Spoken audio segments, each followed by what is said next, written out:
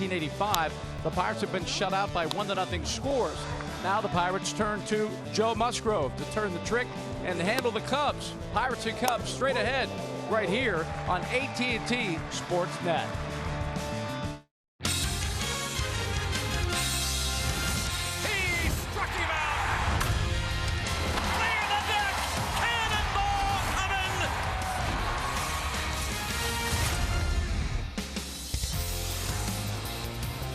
Tonight, the Pirates are back in action against the division-leading Cubs here at PNC Park.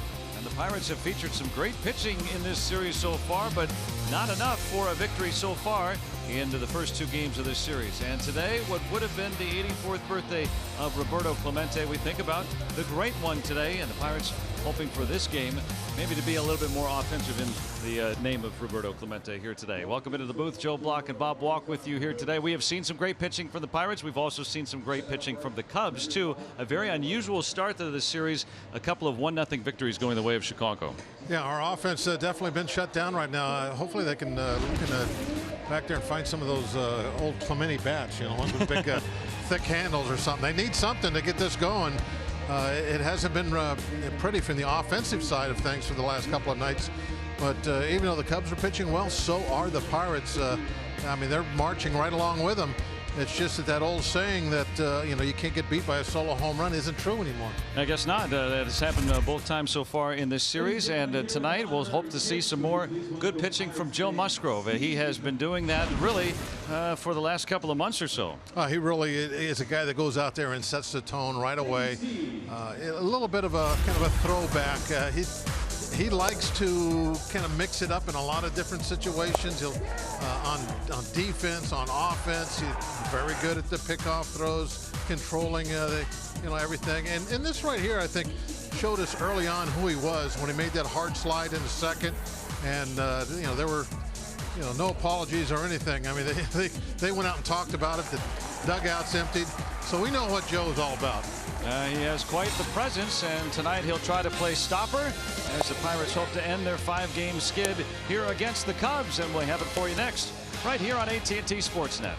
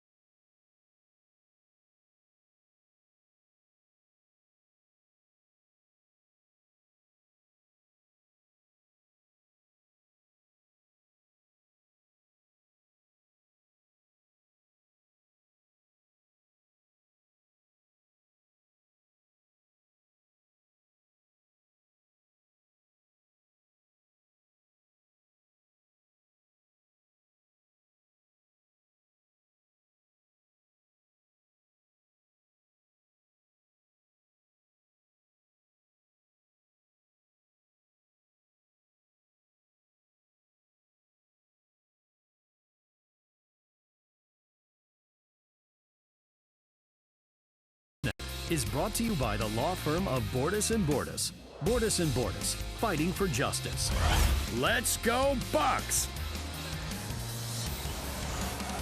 Oh, what a gorgeous night tonight.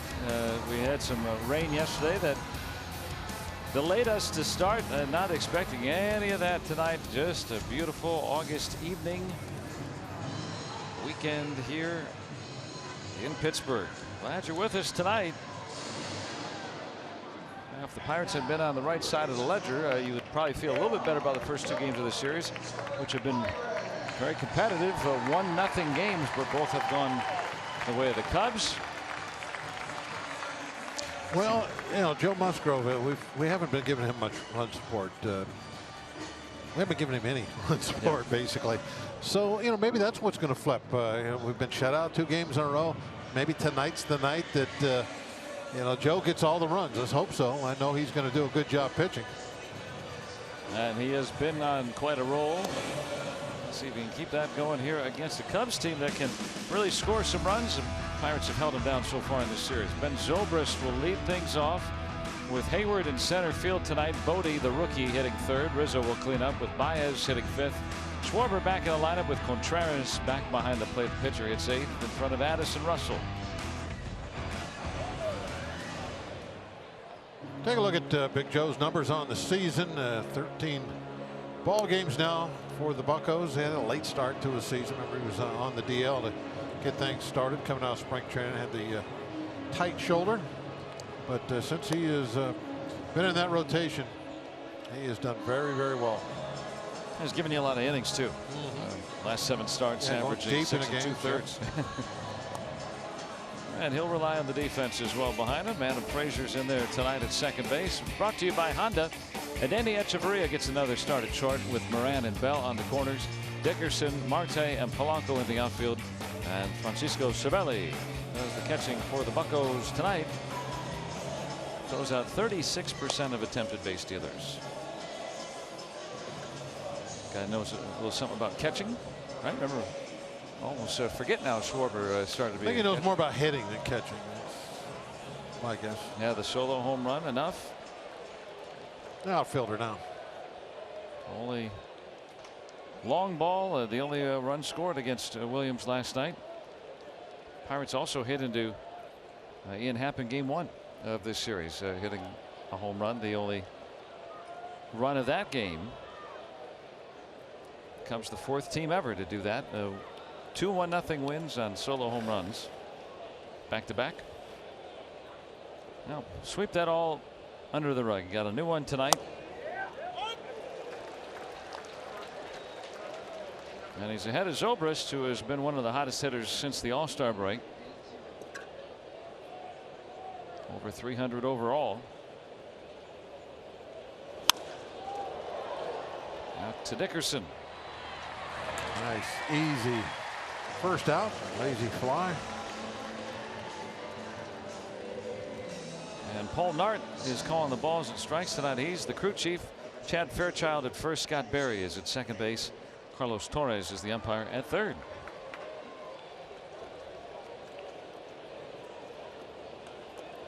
So a quick out. That is the specialty of Musgrove. Anybody with 10 starts this year, he's got the fewest pitches per inning for a starting pitcher. That enables him to pitch deep into ball games. Yeah, nowadays you want to be a 7-inning guy, you got to have some efficiency.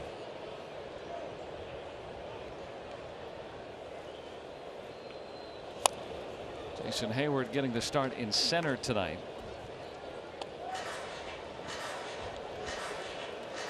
And look at our Barrel Automotive league leaders. There he is since the All-Star break, even better. And look at Jamison Tyone also on that list. Tyone has really come on too the last 2.5 months or so. A couple of complete games. Again, you have to keep the pitch count under control if you want to do that. Softly hit, and Echeverria has the second out. That ball got in nicely, right in on the hands. Not a lot of sting in that one. Not sure if this was the fastball or the cutter, but it was a good location. Fastball, 96. Ooh, some pop on that ball. No wonder that jammed him. And right in on the edge, so if he takes it, it's a strike. Look at that glove. Wouldn't have had to move an inch. That's command. Well, the rookie David Bodie. Yeah, he went. Thinking fastball. Thinking wrong. Boy, you can't really guess with Musgrove, can you? I mean, he's got so many different offenses. Yeah, you don't want both sides of the plate. And he's got good control. Yeah. I mean, I think that's the big key of the whole thing is, you know, not only does he have a number of pitches he can throw at you, he can throw them for strikes. You know, sometimes guys will have stuff you can discount. You go, well, he's real wild with that pitch. But yeah, Musgrove, he throw anything he wants for a strike, almost on any count. Yeah, I have a look back at, you know, okay, let's look at when he throws these pitches. There's no real patterns. How often he uses it in a particular game, early in the game. Usually he'll establish the fastball early, but that's about the only trend you can see, and that's most pitchers. Calling his game is kind of like, you know, playing one of those baseball video games where, you know, you can ask for a certain pitch in a certain spot, and that's where the ball goes. And there it is, a video game. Fastball high. This is where I want it, right here. Okay, yeah. And not high in the zone. He wants it out of the zone. Yeah, see if he can get a chase, and he put it right there. Like it's like Cervelli was playing a video game there. Okay, now what do I want to do? Let's see. Okay. Yeah, the computer didn't swing at that. He's looking at the hitter. Is Cervelli? It's a change up down. And he strikes him out. Musgrove, a 10-pitch, 1-2-3 first inning, and now the Bucks get to come up.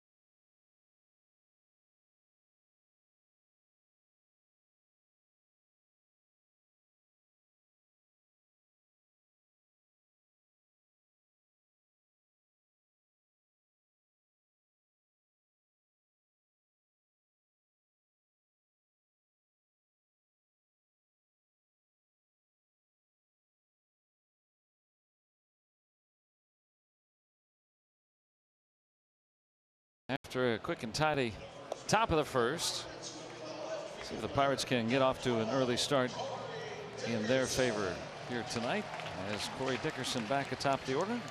Clint Hurdle trying to keep his lineup steadfast, as he's used that word. The RAV4 lineup: Dickerson, Marte, and Polanco, the outfielders 1, 2, and 3.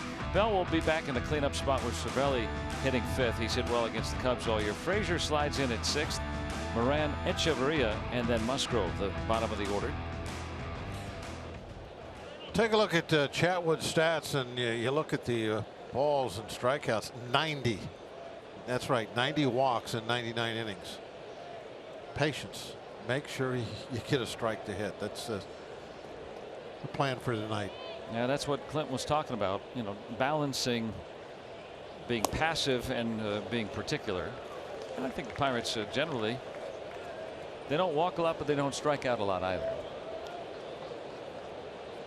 Now, a couple of these guys, and Dickerson included, normally, right, you would think these are some of the best guys around at doing that, but we've seen some of these guys in funks a little bit at the plate, and maybe chasing some pitches a little bit. Marte, Clint Hurdle saying today, you know, he's going to do that sometimes. That's just Marte. Polanco's also We've seen a chase a little bit more than he had in that 2 months of being just red hot. Maybe it'll play to their advantage tonight, having Chatwood on the mound. So Chatwood was part of the Cubs bullpen. He was moved out of the rotation as we look at our Allegheny Health Network injury update. Mike Montgomery from Hart High was supposed to be the starting pitcher tonight, and left shoulder inflammation puts him on the DL. He's been, since he's moved into the rotation this last time, he's been probably their most consistent starter. I know I could feel something in the force that wasn't right. Of course, you went to Hart High School, so we like to point that out once in a while. And by once in a while, Every day. Every single possible opportunity. Starling Marte with a man aboard. Tyler's pitching tonight, isn't he? In Boston? I think you were saying that, yeah. And Pat Valleca got sent down from Colorado. Yeah, that was the other disturbance in the fourth. How about an early run here?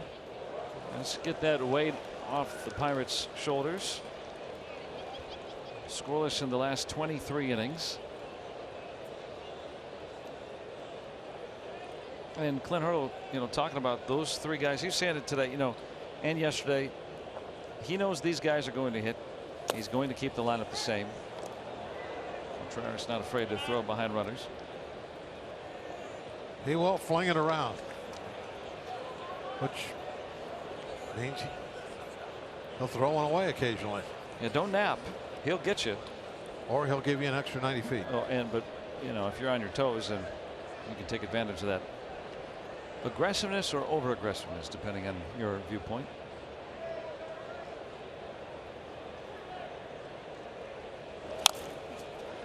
What's he got? 10 errors? Is that 10 errors leads catchers for Contreras, who is the all-star starting catcher. But if you're going to make all those pickoff throws, that's going to come with territory. You're going to make errors. He also has 6 pickoffs, which leads baseball. So Javier Baez, good receiver down at second base tonight. He's been at third in the series too.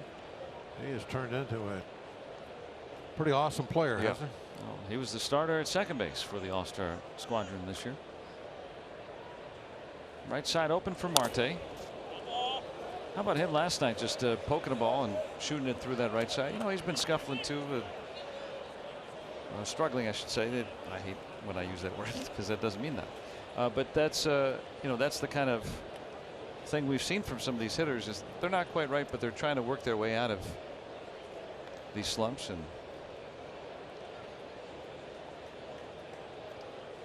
laid out a bunt last night, so he had 2 hits. Well, that was last night's theme. The Pirates equaled a major league record with 7 double plays hit into last night in a 9-inning game. Only the 3rd time it's ever happened. I mentioned in my pregame talk that I would like to see us try and hit behind the runner a little bit. If you look at all those double plays, they're all to the pole side. And when you pull the ball, you're much more likely to hit the ball on the ground. And again, ball's pulled on the ground, double play ball. And that was a cutter that was coming in on Marte. Still out fairly over the plate. And then the inning evaporates like that. Well, let's see if they can get going in the second. Musgrove back out for the Bucks for a scoreless first inning.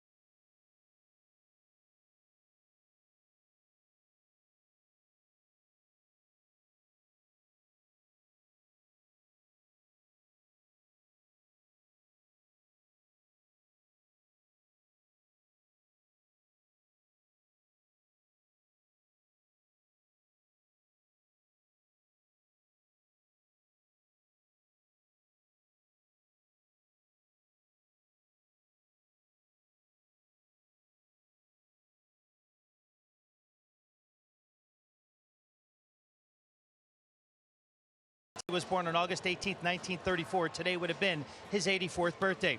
And I asked Josh Harrison, a former Roberto Clemente Award winner, just what kind of appreciation do you have for Roberto and the legacy that he left?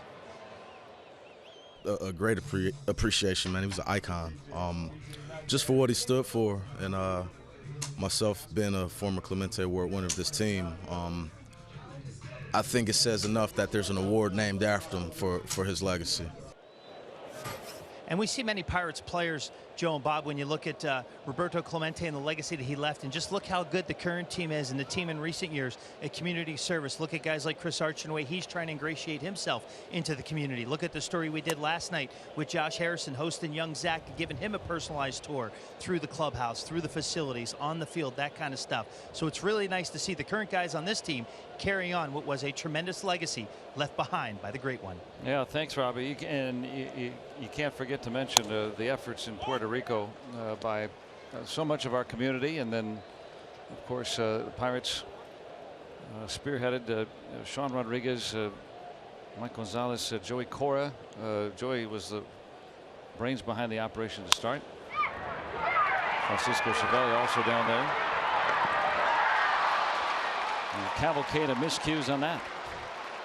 That did not work out well. Joe, usually our best defensive pitcher. That's this one.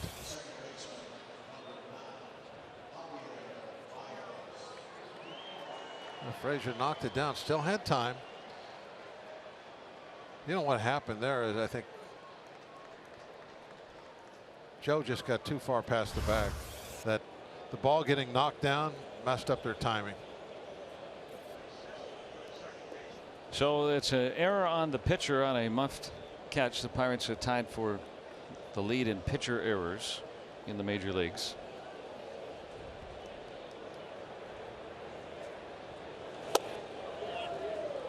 Be some extra PFP next spring training.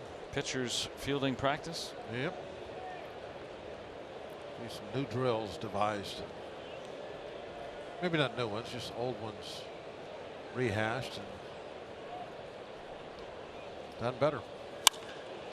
There we go. Return the favor. Ball pulled on the ground. That's what I'm talking about. Well, Baez hit into 2 double plays last night. And a third here now. So that erases the error. Yeah, don't forget the Pirates turned a couple last night after hitting into so many. And Baez hit into them both yesterday. He's kind of going slow right now. 5 for his last 35 for Baez.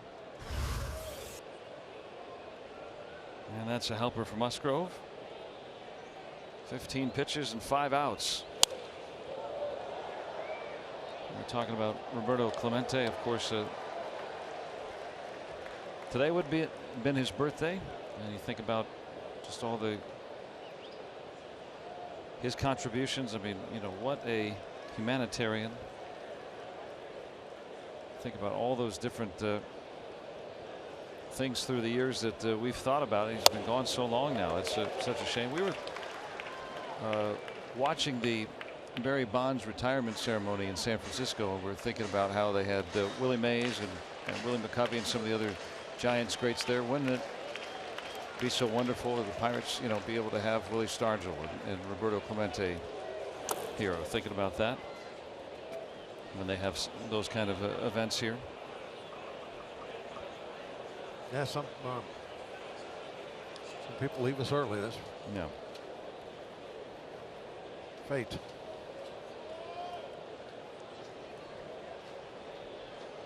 He lives on in our memories, and thinking about the great one today.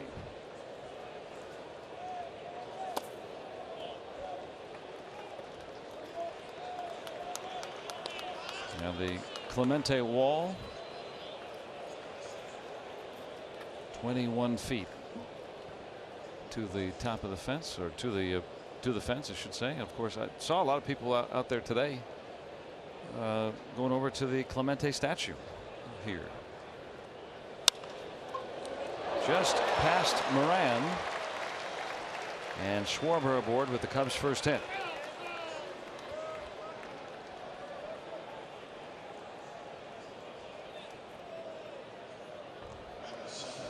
Well, they have the shift. Schwarber headed inside of Moran. Yeah, with 2 outs, you don't worry about anybody going the other way, taking a single.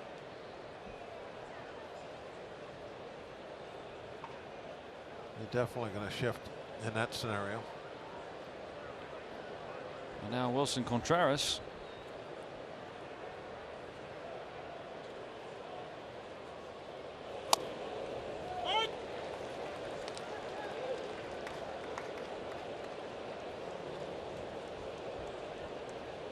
.272.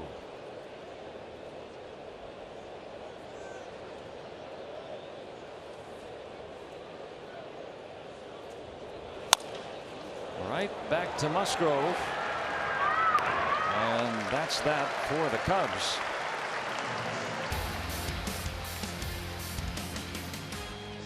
Forever 21.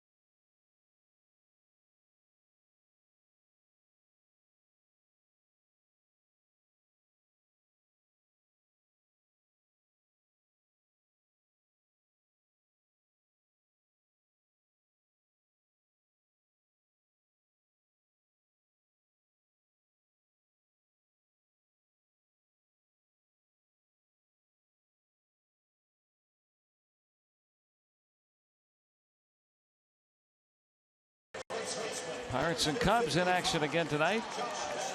Nice big crowd here tonight. They want to make some noise. Maybe they'll get on their feet and start screaming after this Bell home run. I like it.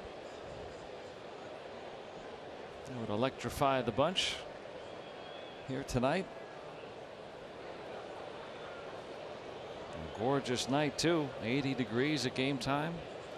Almost no breeze. Maybe Bell will send one to the seats.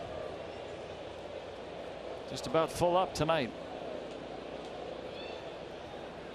Been a while since we've looked up and not seen clouds.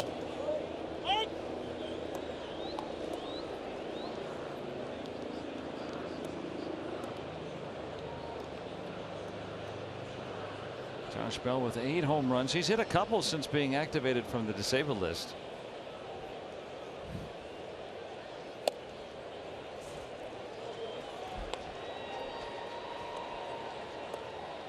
And ahead in the count against Chatwood.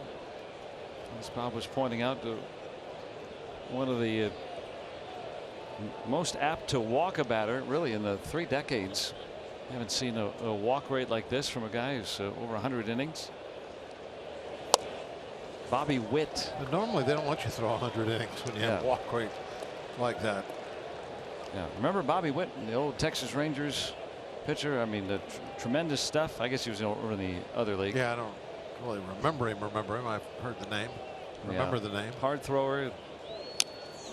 Could not locate. Try to give him some chances.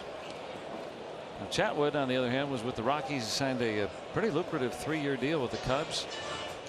Never really had good overall success, but they're always the analytics probably look indicators, I guess, you know, is the word, I guess. That it's good numbers and pitched well on the road. Right.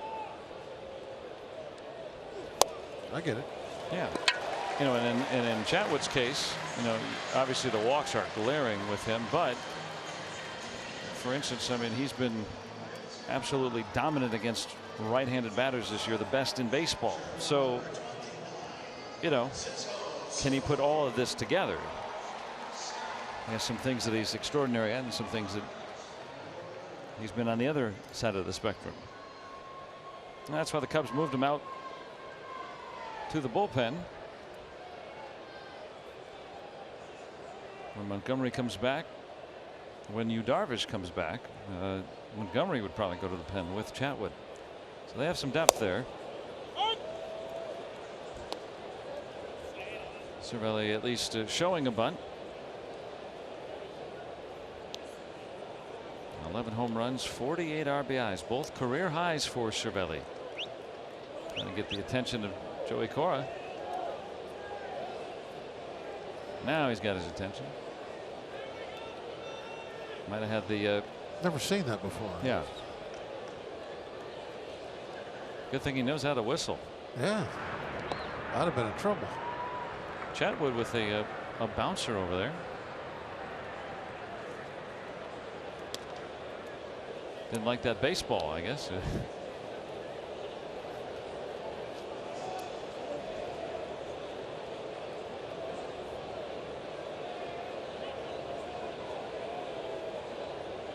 Fell aboard on a leadoff walk.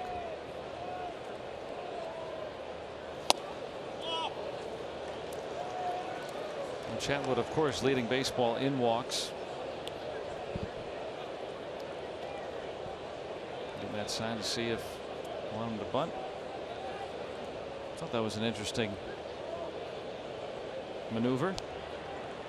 They showed that bunt on the first pitch.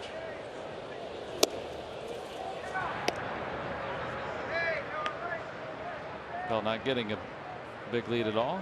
Just staying loose.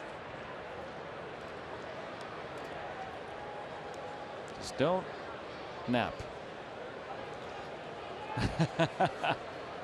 That is that's about as good a sign we've seen this year, right there. Yeah. Looks like it was homemade. It took some effort.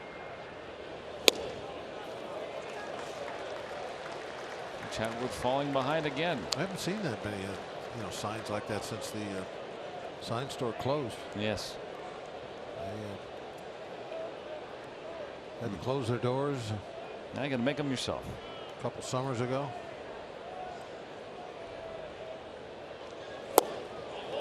And back-to-back walks. This is what we expected right here. Playing CC Peniston, that means keep on walking, and then Pirates will be content doing that.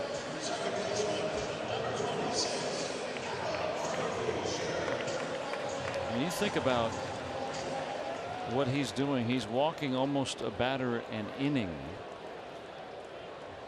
Lance Lynn is second with 5 walks per 9 innings. I mean, 5 is very high. 5 is very high. He's walked 2 in the inning.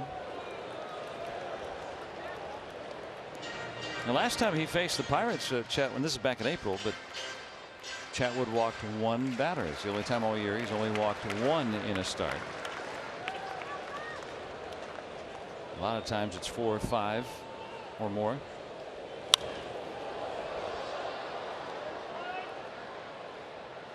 I would imagine it's a balance up there too, right? I mean, you can't just sit there and put your bat on your shoulder. Well, no, you might go up there thinking, okay, I'm going to take till I get a strike. You know, maybe that won't come until the 3rd or 4th pitch, you hope. If he throws strike 1 with the first pitch, well, now you got to swing the bat. Or drive him in. Here comes Bell.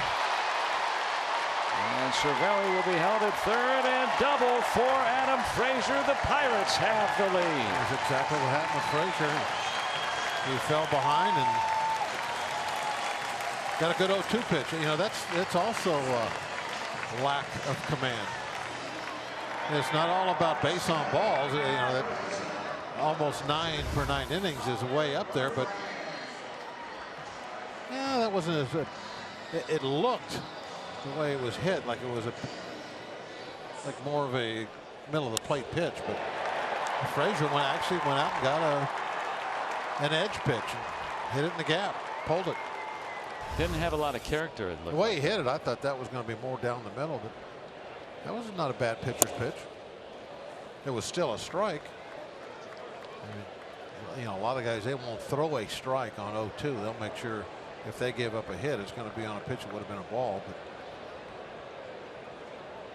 so the Pirates score for the first time in 24 innings.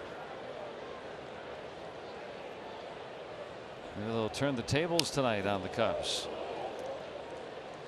I like to see him put a 3 spot up this Sure. inning. Nobody out. A couple of guys out there, second and third. Definitely need a 3 spot. Since the beginning of July, so this is a month and a half now, Moran's been one of the best in the league. Hit a ground ball to the right side. Hitting .400 with runners in scoring position since July began. This is when you do want to pull the ball, you know, on the ground. If it doesn't get through for a hit, it still scores a run and moves a runner. Does it? Rizzo's only play is to the bag. Give Moran a run batted in. 2-0 Pirates.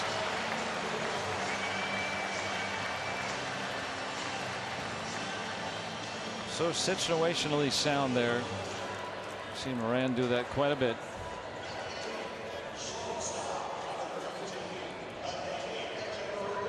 And now only 1 out. A fly ball can get you another. They'll play the infield in on the grass. It makes it a little easier to get a ground ball base hit. Frazier with that RBI double. Frazier will probably be going on contact, I would think. Needs to get a good jump off the bag.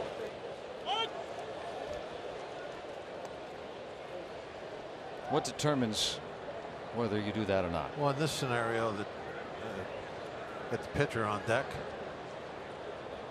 Kind of do or die. That one twisting out to deep enough right. Zobrist an infielder's arm. He got a good throw off though onto the cutoff man. Very nice job by Echeverria hitting that ball the other way so it'll lift it in the air. Good situational hitting. This inning has really been keyed by that. So the Pirates cash in on the 2 leadoff walks. Plating 3.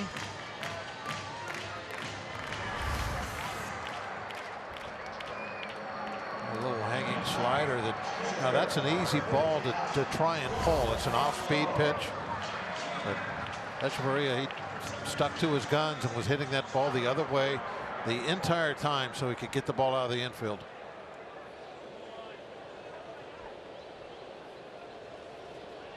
And then you get to clear the pitcher. That is, if Musgrove doesn't make his way on. He's hit .211 this year.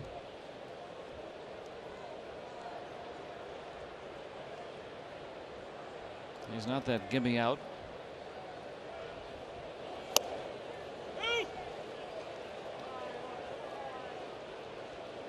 Short leash for Chatwood. Randy Rosario called up yesterday.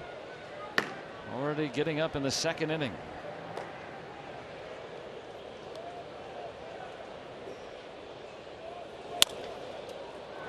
And it's a foul ball.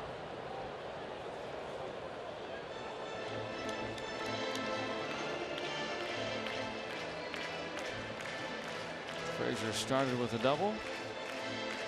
Cervelli scored on the bounce out by Moran. Pirates are outscoring the Cubs in the series now.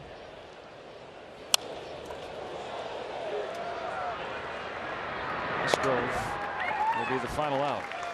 Pirates plate 3. Through a couple. 3-0 Pirates.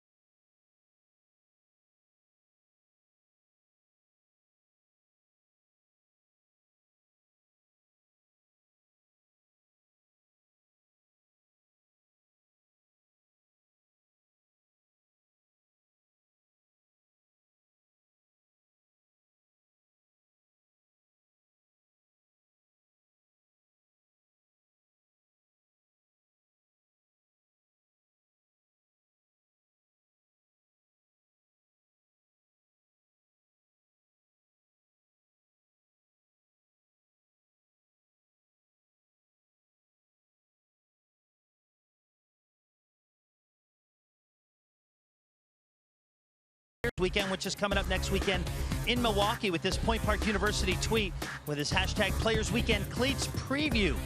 And this is Trevor giving us an explanation of exactly what he's going to wear on his feet. You know, it's a famous scene in the Star Wars movie where Luke's learning about his, you know, his Jedi powers and Yoda's riding on his back. And I thought that'd be funny if we reverse the roles. You know, for anybody that knows Trevor Williams, even a little bit knows that is prototypical Trevor Williams, sneaky, funny humor that he does something like that. And we're looking forward to seeing what he's wearing on his feet. Players Weekend is going to be held next weekend, Friday to Sunday, August 24th, 25th, and 26th, when the Buccos take on the Milwaukee Brewers at Miller Park. And for Trevor's jersey, guys, pretty creative what he's doing. You know, he wears jersey number 34. The name he's going to wear on the back of his jersey simply says Project, for Project 34. His charity that he started along with Corey Hahn out in Arizona. Corey works for the Arizona Diamondbacks, who was injured when they play college baseball together at Arizona State University. Pretty creative, and we're looking forward to see his and everybody else's garb they wear that next weekend, guys. Yeah, and you know, he's a really a special young player in terms of you know, his charity work and things. I mean, you know, you think about just trying to get established as a major league player first. But he's jumped right in, and I think he's done both pretty well. Yeah, he's established himself. Yeah. He's taking care of it. The second full season. Chatwood is gone. Echeverria using his blue glove. Get that out.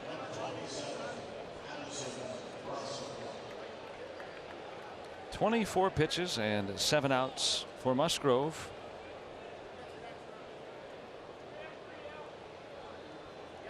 He's the guy that the more you watch him, the more you enjoy watching him, I think, with Musgrove. Oh, yeah. Agree with that 100%.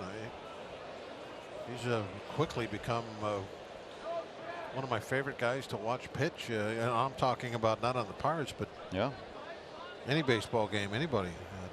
I like the combination of stuff. I love the way he uses it, and the fact that he's got a good enough command to where he can use it in a good, intelligent way and pitch with it.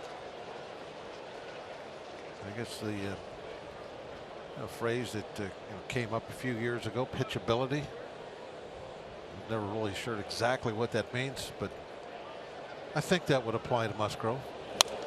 Pitchability plus stuff. Yeah. Use a bunch of jargon.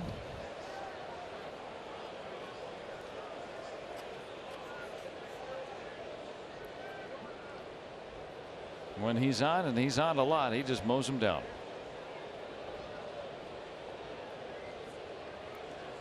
I had 2 strikes on Russell, and he's gone. Second strikeout for Musgrove.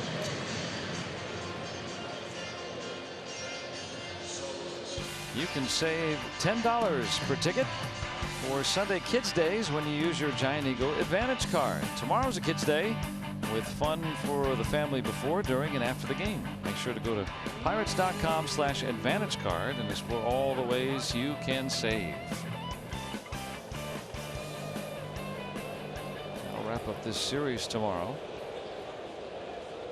Atlanta in for 3 to follow. And then right back on the road again. The Pirates have another long road trip to follow this homestand. So if you want to come out, kids going back to school, come on out and join us.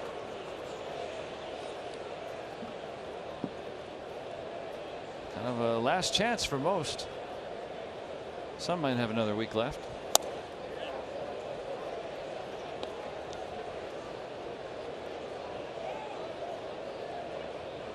Did they have pizza on pirate ships? They do now. Must have. Yeah, I guess it's part of the evolution of. Yep. Down in the galley, they got a pizza. And one hit out toward the Allegheny. Ben Zobrist, one of the hottest hitters in the second half, gets one back for Chicago.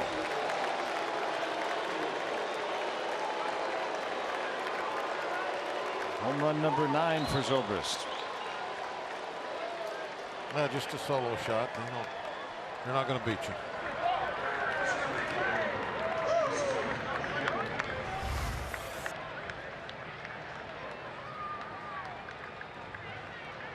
cutter, maybe? Yeah.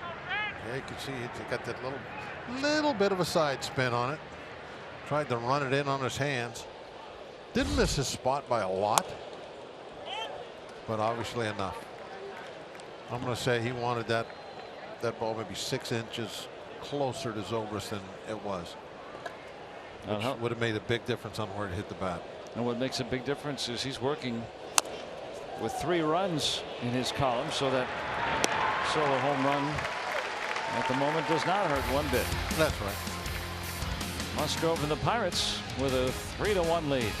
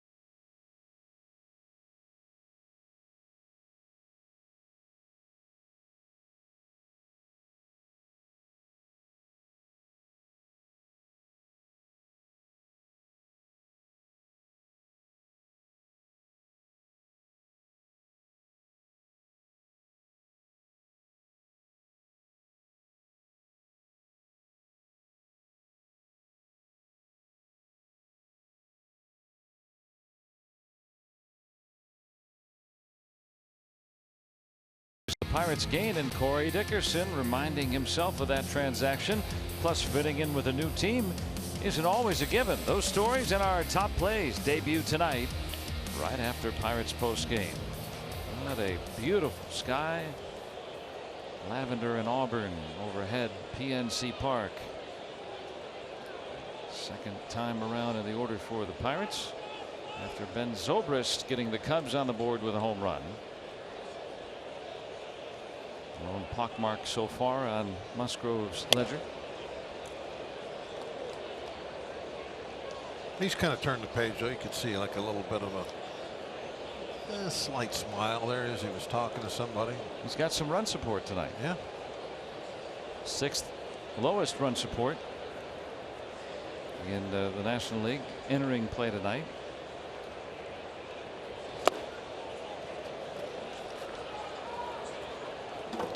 And Chatwood last inning walked the first 2 men he faced, and they both came around to score. The Pirates needed 1 hit in the inning to score 3 runs.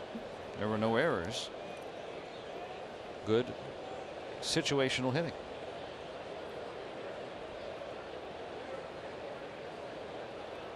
Same formula this inning.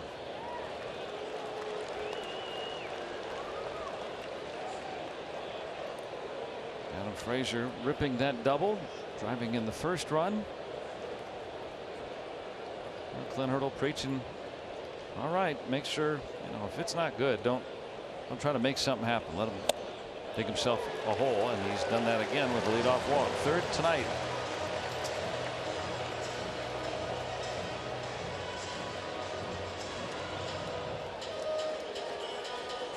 And Dickerson does not walk all that often, so it's Pirates as a team don't walk all that much either, but take what's given.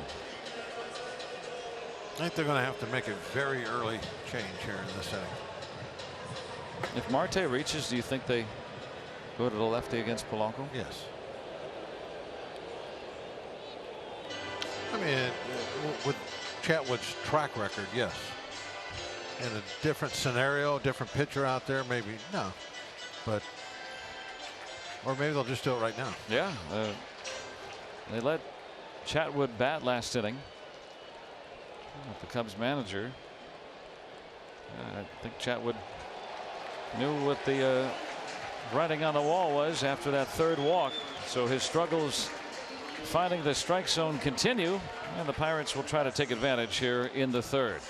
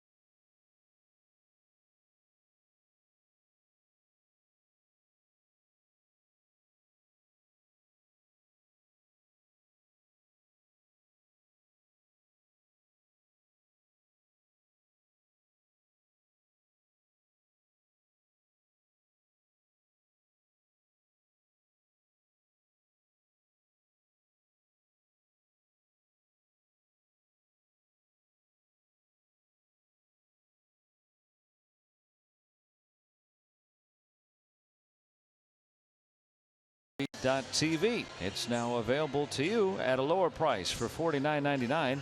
You can watch every out-of-market regular season game, plus you get a free subscription to MLB At Bat Premium. Blackout and other restrictions apply. Visit MLB.tv and take advantage of this special offer. Dickerson walked to start the third, and the Cubs pull the plug on Tyler Chatwood in that spot start. Starling Marte will face Randy Rosario. You don't think Marte would hit into a lot of double plays. He's hit into 2 tonight.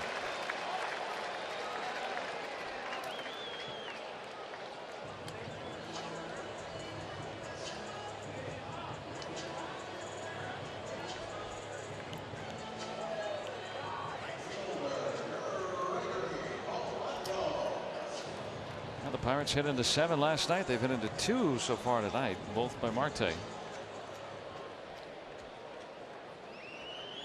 There's Rosario's numbers coming into action tonight. See, he also will walk you. Not nearly like Chatwood, but you still got to show a little bit of patience with it. First time Marte's ever grounded into 2 double plays in the same game. With that kind of speed, usually doesn't happen, but both were custom fit.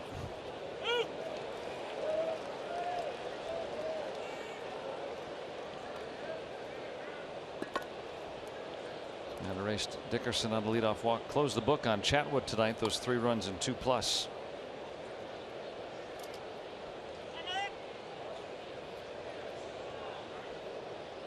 Rosario called up yesterday. He's been with the Cubs for a good part of this season.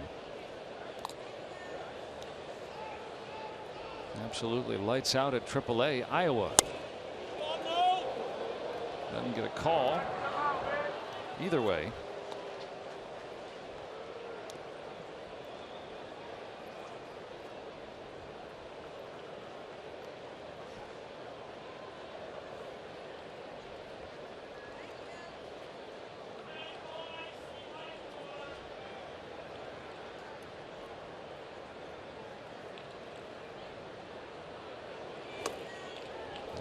Polanco works the count back to even. Uh-oh. It's summertime. Time for the good stuff. Best thing about this stuff, it's not sticky at all. Very fibrous. Oh yeah. Good for fiber. Yeah. There's high protein. Oh. I'm not kidding you. No, I keep talking about popcorn, but the popcorn box says nutritious and delicious. That's right. However they sell it, it works. It's just still good. I want that. I don't know what that is. But give it to me now. I want some of that. You wait your turn. Look, she's still looking at it. Yeah. They know. Oh, they know. Uncle running hard, nearly beat out that ball. But the Pirates turned aside in the third.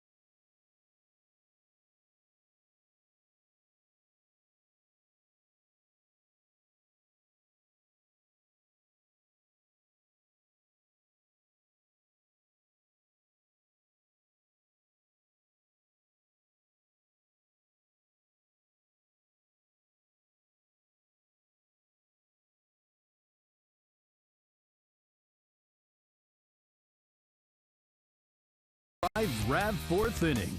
Toyota, what drives you?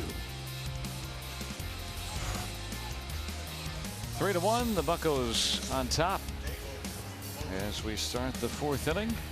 Very glad you're with us here on this Saturday night. Nice group assembled here. Just a picture perfect summer evening. Riverboat Queen making her way toward the point.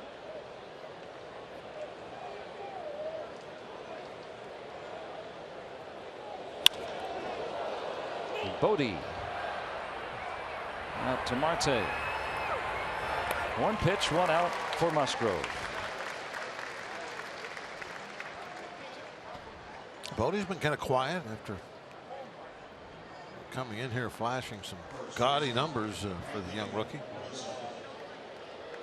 And came in the Sunday's game, pinch hit, grand slam, won it for the Cubs. If you could ask if he could be heroes, he said yes.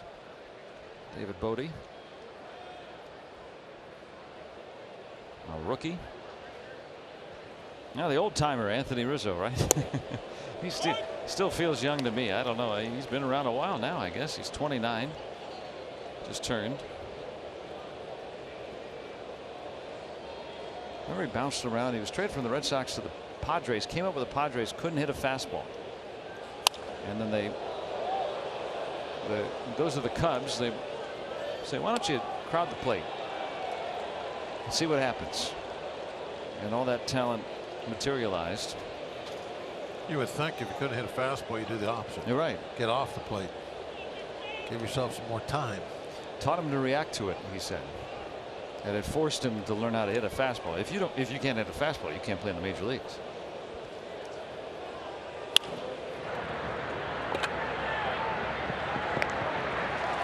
Musgrove getting in on the action.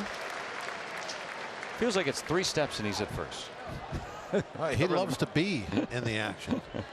I think he would be upset if he sees Belt wave him off. No, I am here. Give me the ball. That's why I ran over here. Now Baez hit into 2 double plays last night, has done so already tonight. 5 for 35 in his last 10 games. That location, that big sweeper, perfectly done. Now he's an all-star and he's a very good player, but if you can make your pitch on him, you can get him out, right? Is that fair? Yeah, I think he's evolved a little bit as a hitter. Maybe that's not as true as it used to be. He was a really free wild swinger when he first got up here.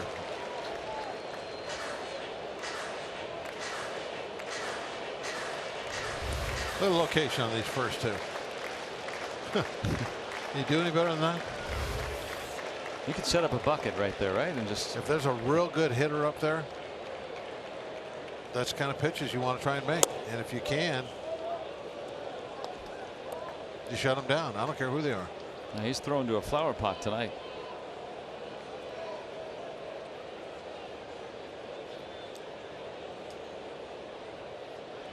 This will be just his 40th pitch of the night.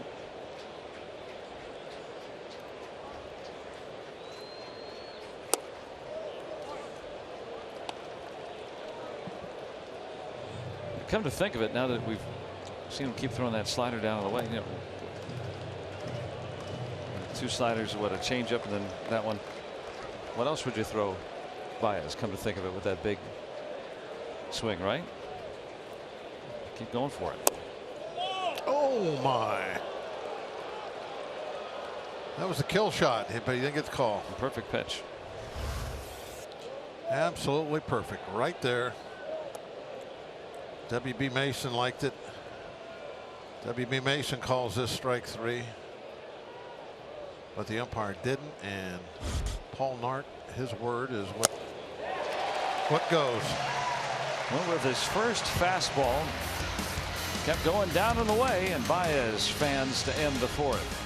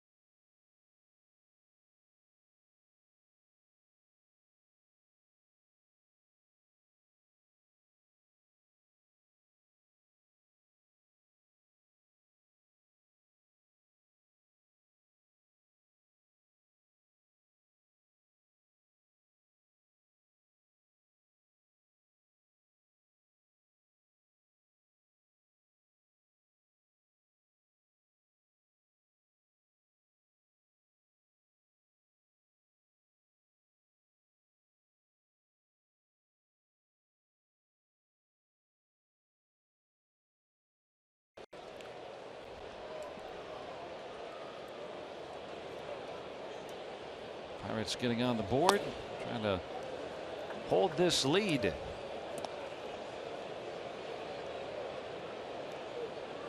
Show the Cubs what hitting 1 solo home run, that's not always good enough to win, as it was in the first 2 games of the series, very oddly. They've already chased the starter, Tyler Chatwood, from the game.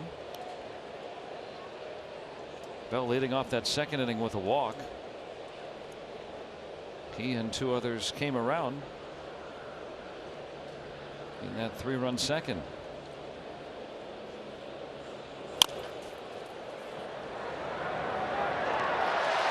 All or nothing play for Bodie, trying to barehand it.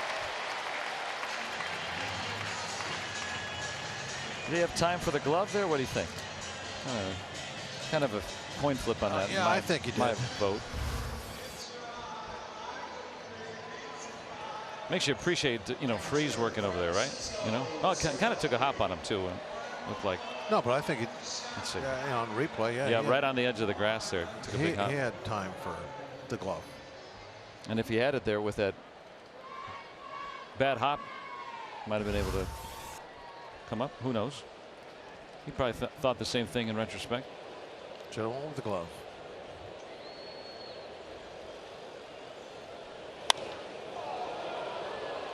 Out to shallow right. Zobrist secures the first out.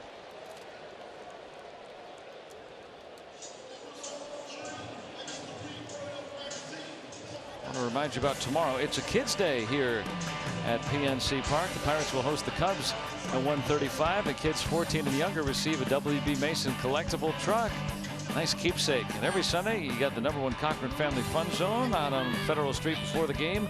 Kids can run the bases on the field after the game thanks to Rivendell. Go to pirates.com/kidsdays. Tomorrow 1:35.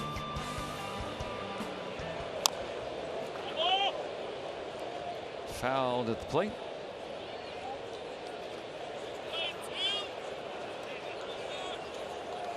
Frazier with that double in the second got the Pirates on the board.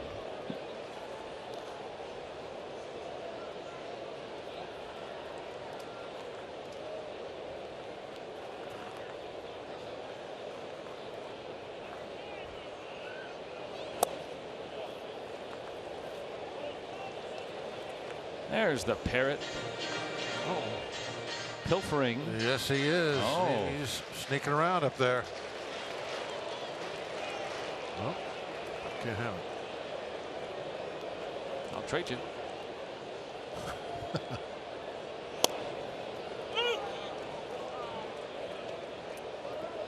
I don't know how the Parrot finds when people bring bags of suet into the ballpark. Oh, there you go.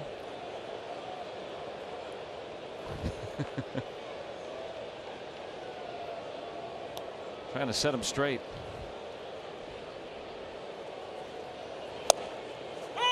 A little off the plate, but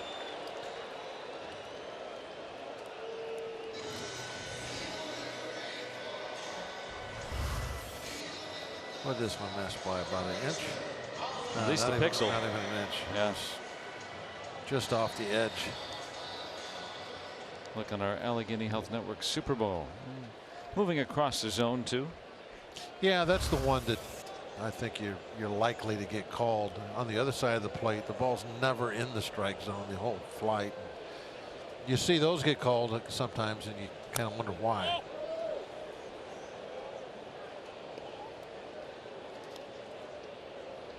I can remember umpires telling me when I wanted one of those type pitches, they would say, well, the ball came around the plate. And so then I thought, well, wait a minute, then the one that's a little outside, then that's a strike then, because it must have came across the plate. So pitchers are never happy. No. I always want one thing or another. But you know, to be honest with you, though, I think the plate was a little bit wider, strike zone a little bit wider back 30 years ago. Sure. Not as tall, you know, not as big up and down, but it's a little wider. The rectangle was on its side. Yeah. I believe that was Fooey.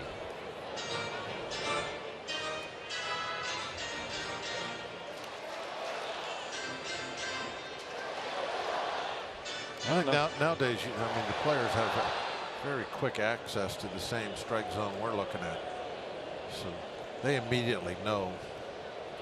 Oh, it's rigidly defined now. The umpires are graded on it, and so they're forced to have to respond accordingly. Whereas you know, when you played, for instance, Yeah, it was more of a feel thing, right? Yeah, it wasn't, you know, grading. It was, if there was any grading, it was just a retired umpire was sitting behind the stand and you know, watching you, or maybe sitting at home watching, but there was no strike zone.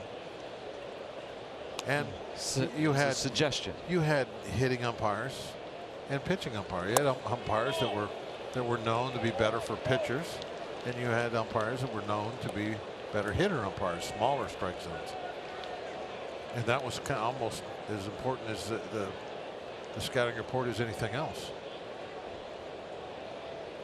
Well, today's umpire has to be more accurate than ever. They're judged immediately by everybody watching.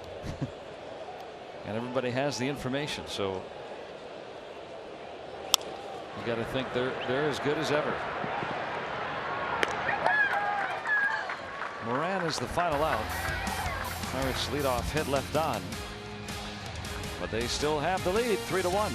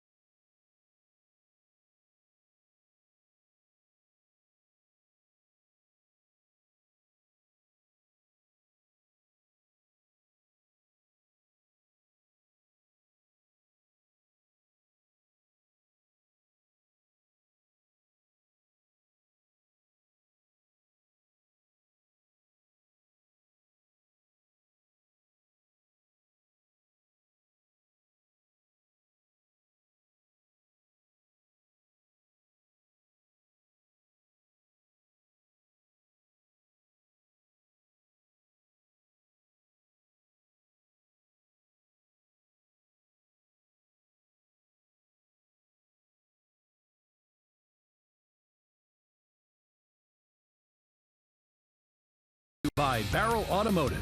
Check out the Barrel Hot List at barrel.com. Now the only way to buy a car.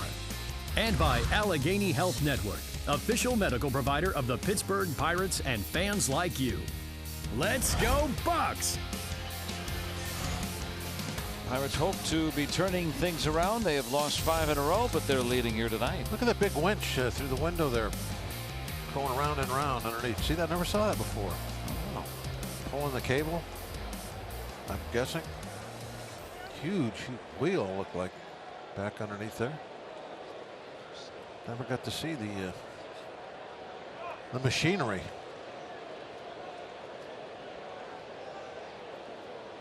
A lot of folks here tonight. That 3-run burst in the second, getting things going, hopefully setting a tone.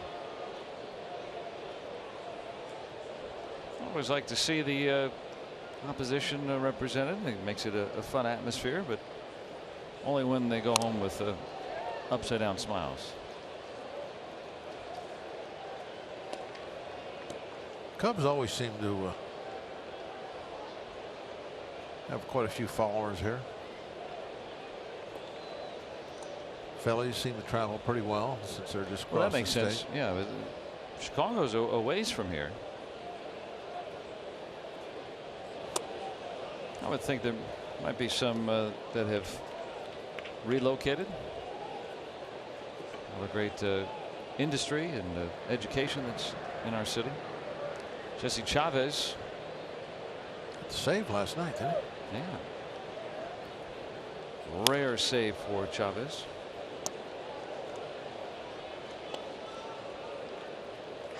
Cubs mixed and matched 4 different relievers in the 8th and 9th inning.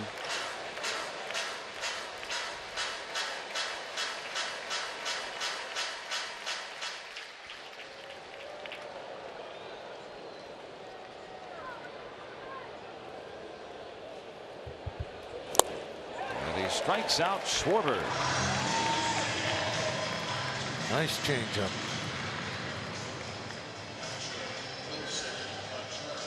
Pretty impressive so far tonight. Basically, he's pitching how we've come to expect him. A circle change right at the knees. I think that's an important thing he just said. I mean, this is his 14th start as a Pirate. How we've come to expect. I mean, he set the bar pretty high. Contreras, the catcher, laying down a bunt base hit.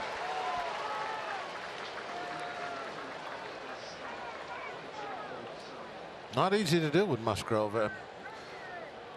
99% of the pitchers, a ball in this spot is going to be a definite hit. But I mean, we've seen Musgrove pull off some miracle plays over there, but not this time.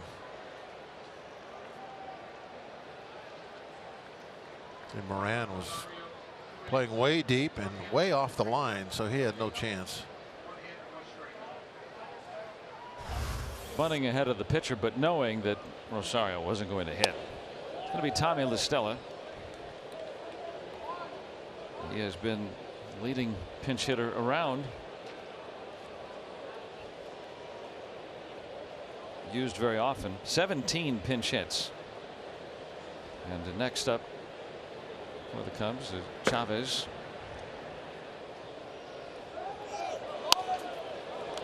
Contreras was on the move.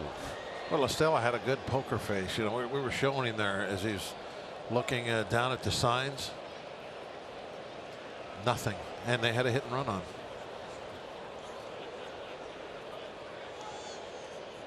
Oh, I saw a little smirk there. See that one? Could be a tell. Are you good at reading poker faces? No, I'm just pretending I am. Oh.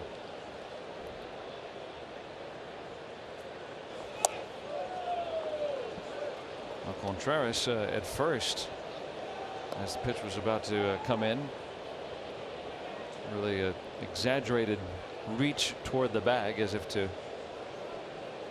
underline that he was not going to run.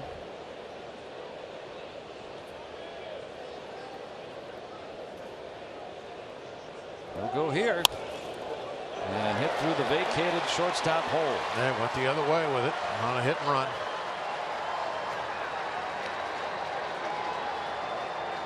When that's done right, that's a thing of beauty in baseball, and he did it right.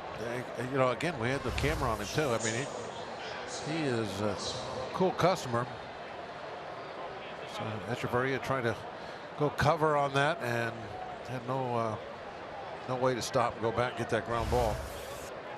You know, sometimes they'll flop the coverage. I mean, that's you know what you see. The middle infielders, they'll look at each other before every pitch and they'll communicate. You know, somebody is the boss out there and says what's going to happen, and they either have the mouth open or the mouth closed, and that tells the other guy whether either you're taking the bag or I'm taking the bag on a steal.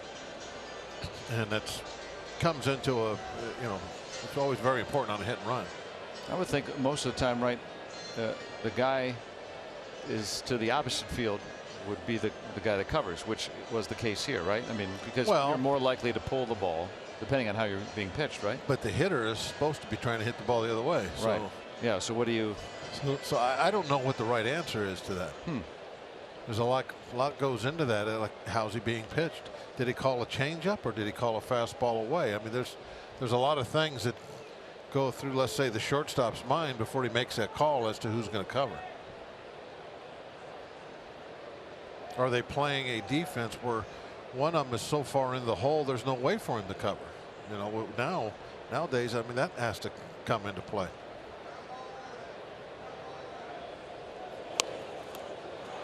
It'll go foul and stay that way. We saw Contreras break for home once the bunt was down. Yeah, they're a team, I believe, that likes that safety squeeze.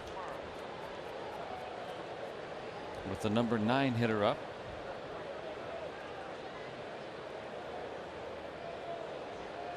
Let's take a look at Frazier. He's gonna. It looks like he's the guy maybe that's making the call on who covers.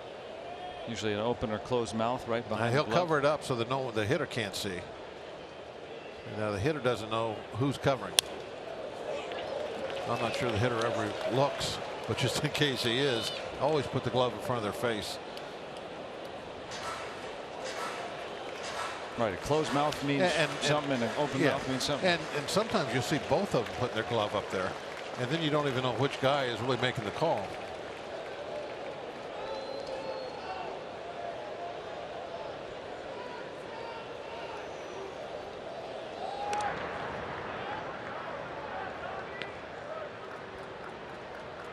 Well, now, once they've shown this bunt, is there a way to defend a safety squeeze? Not if Bell's going to hold on the runner. If the ball is bunted on the foul line toward him, they're going to score a run. No, there's 2 strikes. He's not bunting. Well, just talking about the strategy in general. After we saw that play. I mean, here's another thing too. Like on first and third, and this was one of Chuck Tanner's favorite plays. Was, you know, traditionally you'd want to bunt the ball toward first because the first baseman's holding on the runner, but you could bunt the ball to the third baseman. The shortstop, he's running to second. Third baseman has to now come way in to field the bunt. You follow him in. When he throws the ball to first, you walk home. So a delayed safety squeeze almost. And he would put the sign, wouldn't even be a fancy sign. He'd let everyone know we're doing it. He would yell the hitter's name, and the sign was, he would like point at his eyes, and that was bunt the ball to third. Yeah. That was the sign. Everybody in the ballpark, you know, once they saw it happen a couple times, knew, oh, they're going to bunt the ball to third, but what are you going to do to stop it?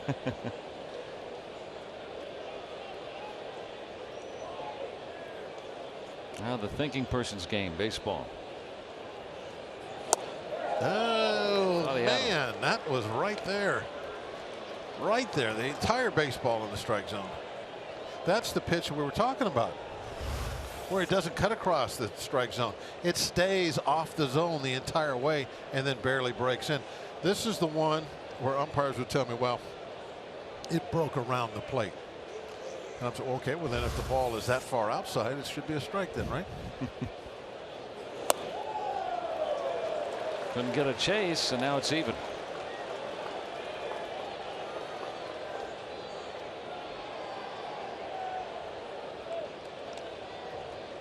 Zobrist, who was homered his last time up, is on deck after a bunt hit and a pinch hit on a hit and run. Cubs at the corners with 1 out. 2-run Pirate lead here in the 5th. And he struck him out. The old number 1. Got the K anyway. Didn't get the called strike 3, so he got the swinging strike 3. Put it right at the bottom of the zone.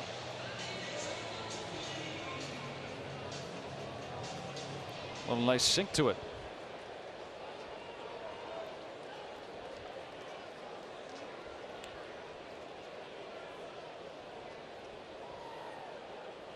Ball looked like it had a little cut action to it.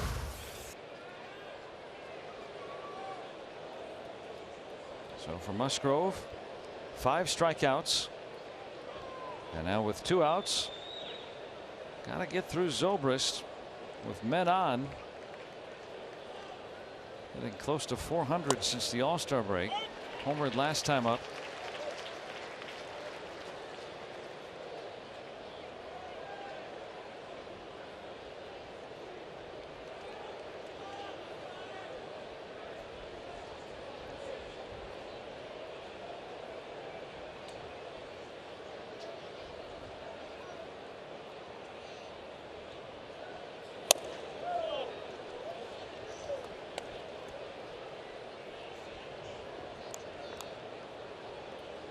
Cubs have used 3 different leadoff hitters so far in the series. They continue to mix and match.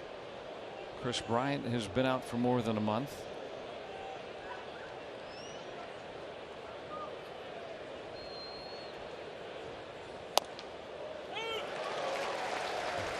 Didn't want it right over the plate, but Zobrist wasn't ready for it, I guess, right? Wasn't what he was looking for. Well,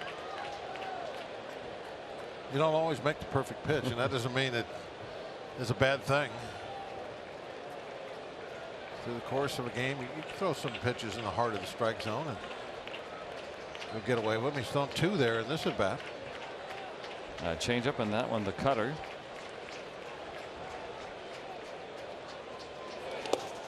Good Nice stop job. by Cervelli. Excellent job by Cervelli. Get that runner at third. This would be a nice one to pitch your way out of. And 1 more out.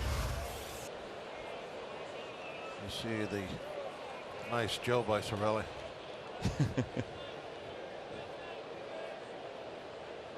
I mean, you think about that runner at third.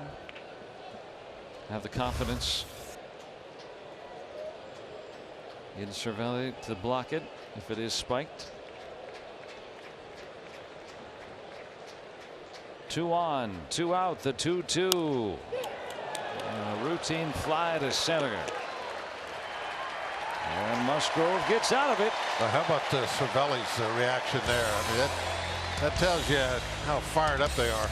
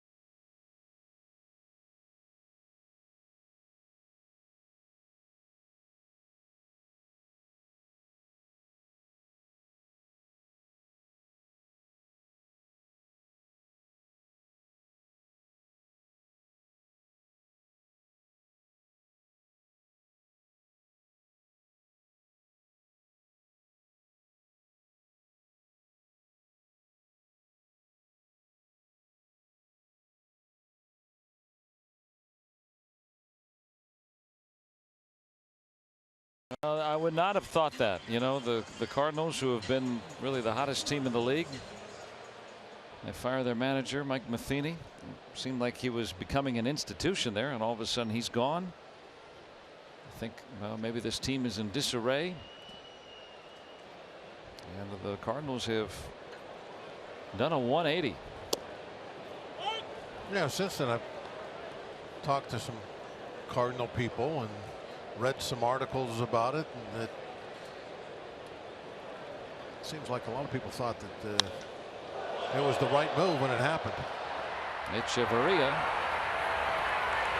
is the first out. But as an outsider, I'm with you. Yeah, came as a surprise. Same with Chavez coming on to close it last night. Yeah, right? came as a surprise. But, came through for him. Pretty good numbers right there. You know, you look at the strikeouts and the walk ratio. The 71 innings. Not bad at all. The pitcher trying to bunt his way on for a hit. And he's called out, but I think he's safe. Yep, I think that they'll have to take a look at this one.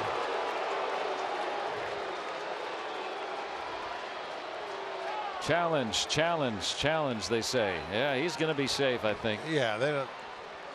When they say challenge that quickly, they're very confident in what the call is going to be. Man, he is. How can you not be a fan of Joe Musgrove? He's bunting his way on for a base hit, beating it out. Oh, yeah. He's safe.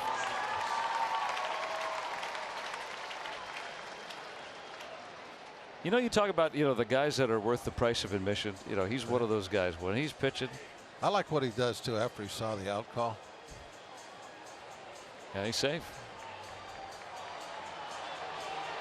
Good look on our Allegheny Health Network Super Mode. Fans here just saw the replay. Case closed. Ball's in the air and the foot's on the base. Safe. Joe Musgrove, a bunt base hit.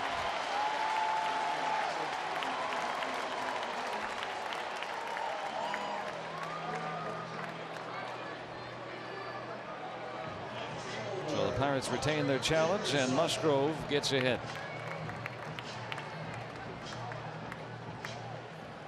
I mean, sometimes you see a pitcher bunt, it's a sacrifice, something goes awry, he gets awarded a hit.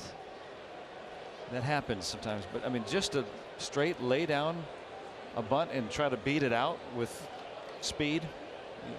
Often you see a pitcher even run full tilt, period. It's fun. One of the reasons why you don't see it, although the game's changed and I don't know if this still goes, but with a pitcher hitting, it was a big no-no for a third baseman to allow that pitcher to get a bunt base hit. I mean, you're supposed to take that away. Now, whether they still do that or not, doesn't look like it. So it was very rare to see that happen. And the thought process was behind it is, well, they're not very good hitters. Make them swing the bat. So, don't let them lay down a ball on a bunt and beat it out for a base hit. Most of the time you saw the third baseman was always at least even with the bag when you look down there. And Bodie, the rookie. Joe always looks down there too. I mean, we've had shots of him as he's getting in the box. You see his eyes move to the left as he's checking to see where the third baseman is. Is that his second bunt base hit this year? I was just going to look that up. I think it is. I was trying to see if it, I was thinking the same thing, and I wanted to know if there were any pitchers that have as many as Musgrove. That's, I mean, like you're talking about it, it was unusual. It is unusual. And like what you said too, even if you see where somebody got a bunt base hit, you don't know what the circumstances were. There's a lot of times it is a sacrifice that went awry and they end up getting a hit on it.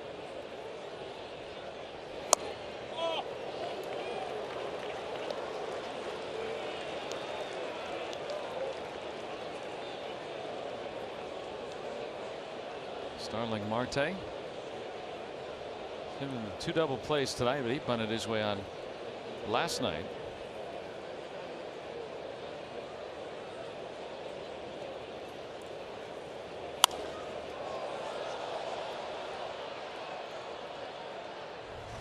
Let's take a look at StatCast AI, powered by AWS. Look at that sprint speed. Home to first and just under 4. Yeah, 4 flat. I mean, that's impressive. 4 flat. Hey, even though it's a bunt, that's still, for a pitcher, there won't be too many guys that'll go blazing past that number. For a right-handed batter? Right, yeah. Well, Marte is maybe, what, 2/10 quicker at most. Dickerson stays alive. Marte on a bunt, 3.8 probably. Maybe 3.7 if everything goes perfectly for him. Well, I'm looking on Fangraphs here, and I don't know if that's definitive or not, but I'm doing the research on the fly. It looks like Musgrove, that was the first pitcher's bunt base hit this year. Well, maybe they still take it from him. They just, Cubs didn't.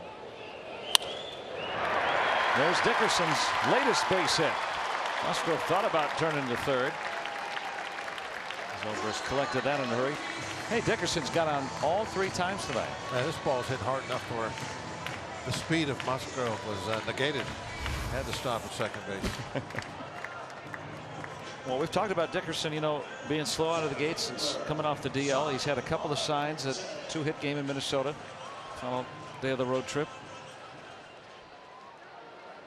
Musgrove doing everything perfectly. See the way he picked up Joey as he was approaching the second base bag, not after he touches the bag.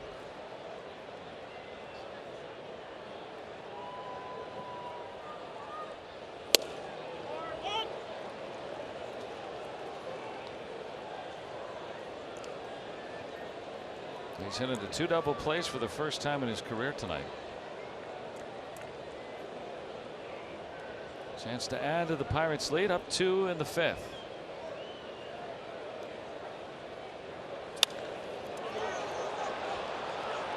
Infield fly rule was called. Double play. Oh yeah, they did call the infield fly rule. Never mind. Baez maybe not seeing that call, letting it drop. Well, but it didn't matter. He let it drop because he knows it's an infield fly. Why catch it? Oh, right. Well, you let see it drop on purpose and see if anybody runs. Yeah, and Musgrove almost did. Joe almost did. Well, that's savvy because you got a pitcher on base. See if he's aware of what's going on. He short hopped it to see if Musgrove would run. He's not seeing the call right there on the left of the screen. That finger to the sky means the infield fly rule has been called. And they're also supposed to be yelling it. Now you can advance at your own peril is how that rule goes, but that was put into place on a situation just like that. Otherwise, yeah, you're not forced off the base. And another thing that made it really tough right there is because it wasn't hit very high. It's real shallow. So there might have not been time for anybody to yell, you know, that it was an infield fly. It was signaled a little bit late too. And Musgrove is like, you know, he's got to be watching the play. He's not looking at the umpire. So when he saw that ball was short hopped, I understand why his first reaction was to, well, do I got to run now? Yeah, the umpires have to decide too. You know, is it a routine fly, play? Yeah, fly ball? So that's why it took an extra tick maybe. Yeah, absolutely. For Scott Berry to call that. They had to think about it for a moment. Is it a routine ball or not? Most pop flies are so high that it's just self-evident. That one's kind of like a little looper. Yeah, let's think about this. Okay, yes.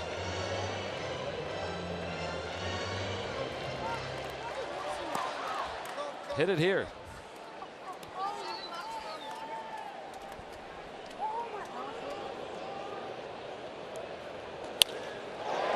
Out to center, and Hayward closes the gap. He's won a Gold Glove each of the last 4 years, and he read that perfectly, robbing Polanco.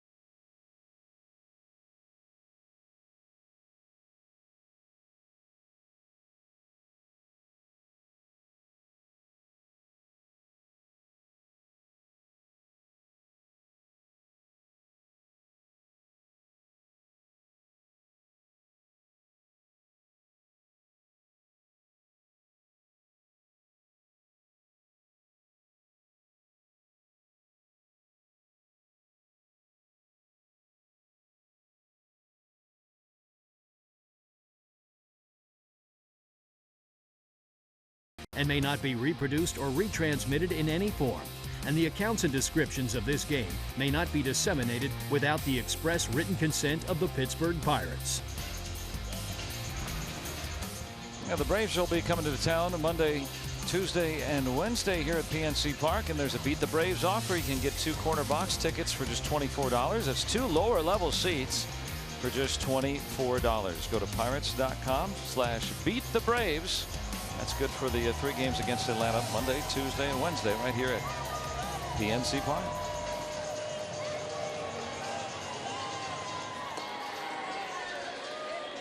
I'm glad you're with us here tonight. Bucks in the lead, 3-1 here on AT&T Sportsnet. Don't have to use that tonight. The tarp. Yeah. Almost a 2-hour rain delay before we got started last night. The tarpaulin. No one calls it a tarpaulin. No, nobody does. Yeah. It's tarp. They cut it down. We should start tarpaulin. They're pulling out the tarpaulin.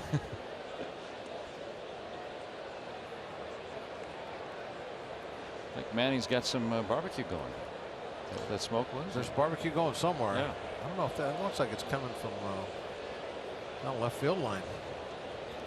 Parts north. The northerly smoke.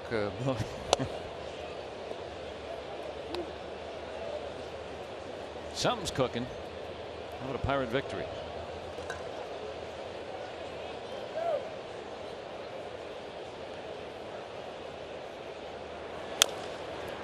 Over Musgrove, and Frazier got out of his glove in time. That was a good play. Well, anybody gonna look at this one?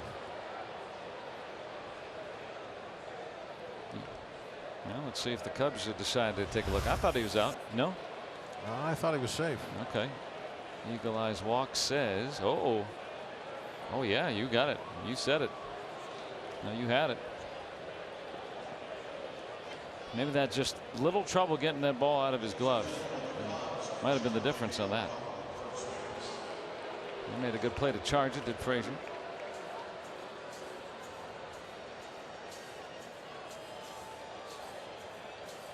You know how I used to say that the plate umpires used to be like hitters umpires and pitchers umpires? We have a defensive umpire out of first tonight. Calling everybody out. Yeah. Yeah, calling everybody out. It's the second one now. It's been overturned. So Hayward will reach. Time for us to get a double play now. That's all. Pirates have turned 1 tonight. Bodie is 0 for 2.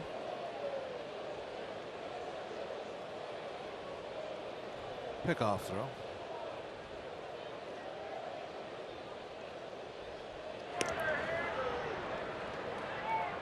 Good hard tag by Bell. Like that. Who was known for doing that? You know, really making the the runner pay a little bit. Anybody you can there think was of? somebody that. Oh, Somebody from that era. I can't think of who it was. It was known for. You know, it's got to that. be a lefty, I would think. I wonder if it was Starkton. He's such a nice guy, though. I don't think he would tag anybody hard like that. Hashtag Bucks Booth. Maybe you've got an idea for us. A lot of hit and runs tonight from the Cubs. Well, they're struggling offensively in this series. Well, they got a strike thrower on the mound too. I mean, that's probably one of the most important things is, are you going to have a pitcher out there that throws the ball over the plate?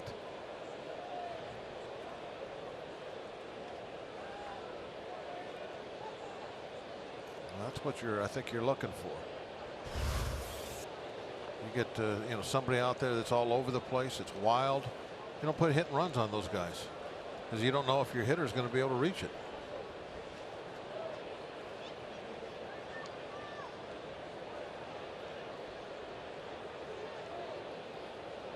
La Stella earlier tonight. A successful hit and run. Well, there's been a few of those pitches tonight now. The whole baseball has been in the strike zone. He's almost penalized for having so much movement and starting pitches out of the zone and bringing him back in. You know, I mean, that's. But that one looked like it was in the whole way, though. That I don't think that one didn't curl that much. Keeping Hayward honest.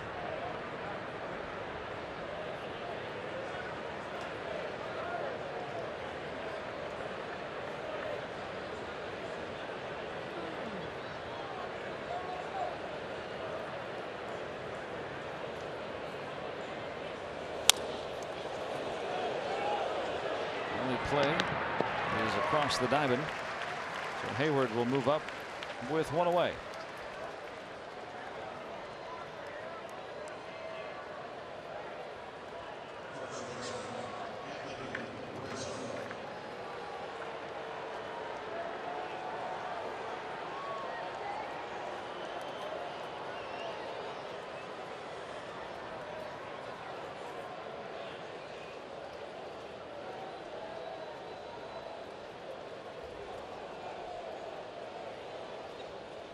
Rizzo tonight 0 for 2.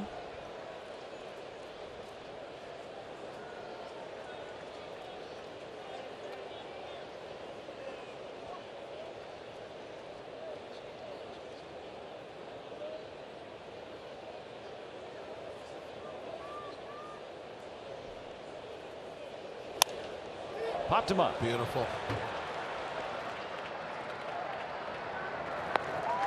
That's the second out. Cutter on the hands. I believe that's what got him.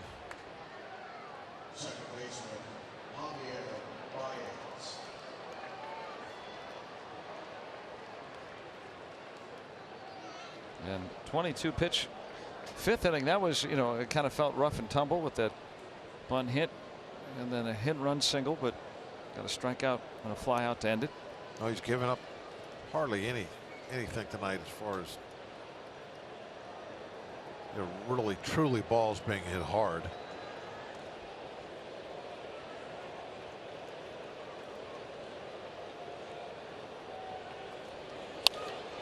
Got underneath it. Baez in a bit of a dry spell right now, and the Pirates take advantage. An 8-pitch inning for Joe Musgrove, working around the leadoff single, leaving him on and putting the Pirates still in the lead.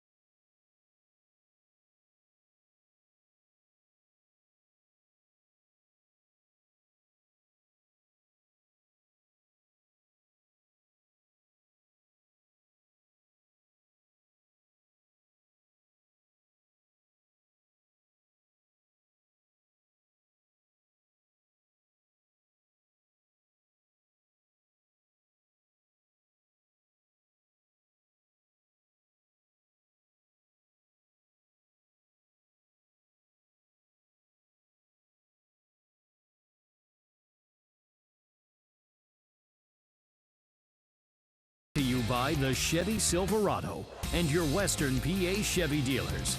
And by Levin's, the official furniture and mattress supplier to the Pittsburgh Pirates. For the best quality, service, and value, shop Levin's. Let's go Bucks! And the barge ready for the post-game fireworks tonight. Pirates providing a little bit in game in that third inning. Josh Bell started that, or second inning, with the Bell starting that inning with a walk. And then another walk against the starter Tyler Chatwood. Ended up being a 3-run inning on 1 hit. Right now that's been enough. Joe Musgrove has pitched sensationally again. Nothing crazy about that. Just 72 pitches through 6 innings. More of the same from Musgrove. And more of the same from the Cubs. 1 solo home run. Yep. Zobrist.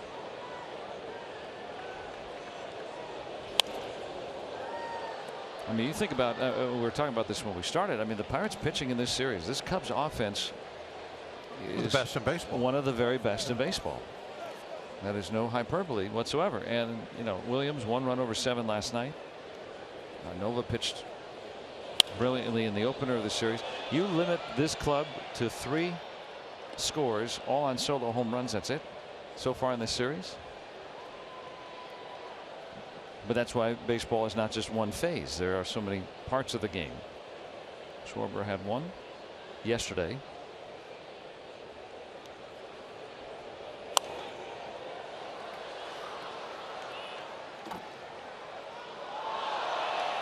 Zobrist tonight. And to tell you how unusual that is, to lose 1-0 to the same team in back-to-back times. The Pirates had not done that since 1969. The amazing Mets. Chavez gets Bell. 69 Mets had some decent starting pitching, if I remember right. Yeah, That might have been played into that. that's probably a good analysis right there. Seaver and Kuzman with an emerging Ryan. Gets by Baez, or pardon me, Bodie. Cervelli with a big turn. And they'll be limited to a 1-out single.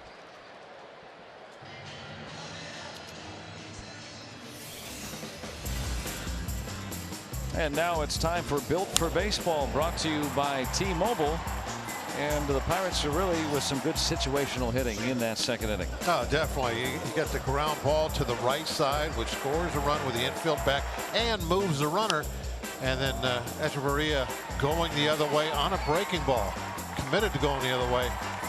Knows that he can get the ball in the air if he tries to do that. He did. Got the sac fly. Excellent situational hitting tonight by the Pirates. You think about that inning. You know, Frazier's double. Okay, they got a run.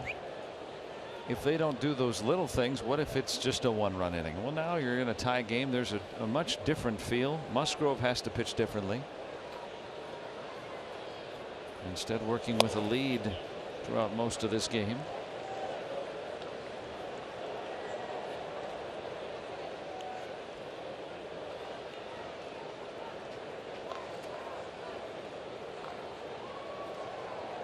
Cervelli aboard with his first hit tonight. Pirates out hitting the Cubs 6-5.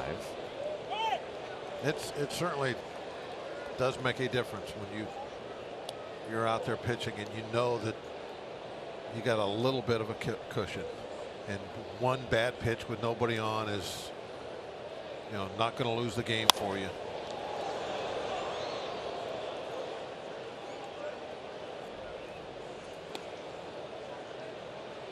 But the way Joe's pitching tonight, I don't know if he needs a cushion. He has made so many outstanding pitches tonight, hitter after hitter. At the moment, the Pirates are leading the National League in ERA, you know, out of the 15 teams. Over the last, what is it, since July 7th is the threshold. That's an arbitrary date, but I mean, that's a big chunk of time where they've had the best pitching staff in the league. So we're growing accustomed to longer starts and very, very good starts from what is predominantly a young pitching staff. I know, Pirates have Archer now. They've had Nova, but you got 3 guys taking the ball each time around who are either in their first full or second full major league seasons as starters.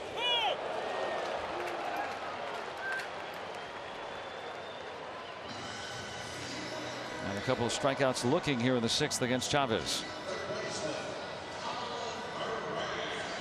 Good old-fashioned pitching. I just changed the spot that he had been throwing him.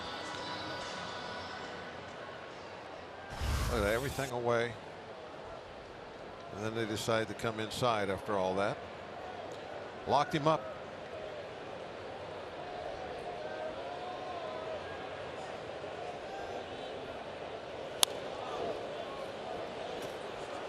Chavez has me thinking of another former Pirate, Corey Hart, wearing those sunglasses at night. Is there a song about that? Yeah, sung by Corey Hart. Oh. Yeah, I don't know. Not that Corey Hart, not the player, but a guy named Corey Hart. I would have no idea. Yep. I mean, Tika with the photo grays, but as they've got De La Rosa loosening. No glasses. Yeah, kind of unusual at night to see that. Once in a while, we've seen a pitcher do that.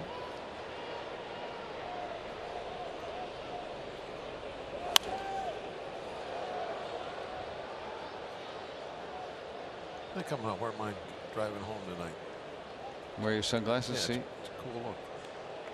Of course, when you're down on the field during a game, right? I mean, it's not like brilliant sunshine, but these LED lights.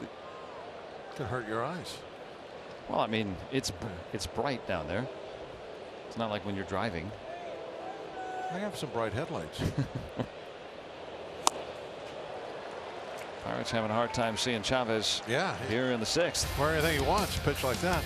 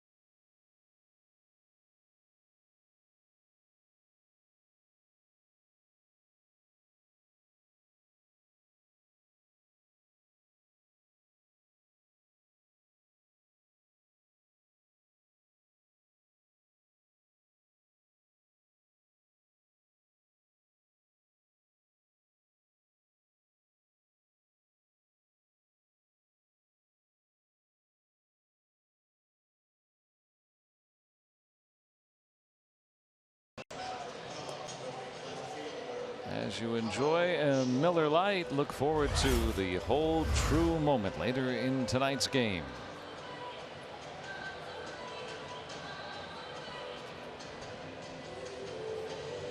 Everyone enjoying this one. The Buccos with an early lead. That's a nice touch, that flower. I like that a lot. Pirates fans hoping for a win tonight to break the skid. Joe Musgrove has pitched excellently.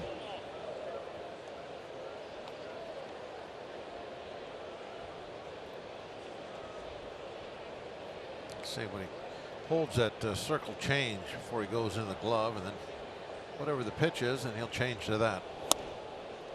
Or he'll keep the grip. I know a lot of guys will do that because the changeup is a tough grip to get in the glove. So they'll set that early, and then they can change out of it if they want to. It's pretty easy to do. That was one of the ways that guys that throw a lot of changeups would tip their pitches, trying to get that changeup grip when it's in the glove. You see a lot of pitchers fan their gloves, right? When they get a changeup, because you're going around the side of the ball, so you have to make your glove wider. So you would see you're hitting, you're looking at the pitcher, and you see all of a sudden the back of his glove gets wide as he stretches out, so he can get that changeup grip. You knew, okay, changeup's coming.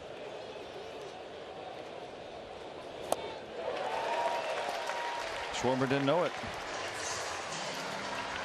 1 out. Sometimes even if he knew it was coming.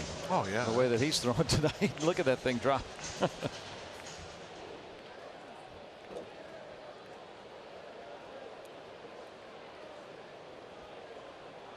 I mean, he threw back-to-back changeups in the same spot. Way out front, both of them. Yeah, I can't remember now who it is. We traded for somebody. It was Tom Foley, I think. We got him from the Expos. And he was talking to John Smiley about how he used to fan his glove and they would know what he was throwing. And he goes, there was one night, he goes, you were like fanning your glove and we knew every changeup you threw, and you threw a one-hit shutout against us. Because that was one of Smile's bet. That was. Oh, he was telling about Smiley. He goes, I see. We knew exactly what you were throwing, but we just couldn't do a thing about it, even though we knew what every pitch was going to be. So that does what you were saying. Yeah. That does happen. You hear baseball tales about that sometimes, right? You can be so good with your, the quality of the pitch and the location that, hey, tell them what's coming. It won't matter. You hear catchers tell stories about telling some of the better hitters what's coming because they're already so good anyway. Maybe they'll get themselves out if they're thinking too much. Well, yeah, and plus they're thinking, is he telling the truth or not? Yeah. It's kind of like a game of liar's poker back then. You don't have to tell me what that's all about. It sounds like an interesting game.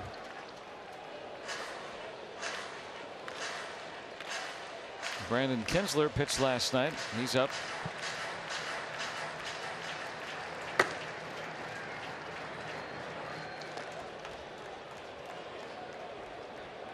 With 1 out, the 2-2. He struck Contreras out, maddening the Cubs catcher. Taking it out on his bat. That piece of dirt. A little discipline for that bat.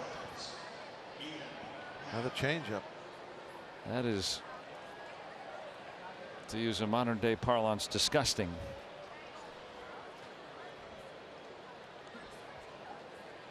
That bat, little chip coming out of it. Merely an MLB authenticated souvenir now. Yep. Ian Happ is going to pinch hit for the pitcher Chavez. They should write on them how they got broke. That would really make them even more valuable. Filthy changeup. Okay, all right. Well, how about game-winning jam shot base hit? Oh yeah. Off.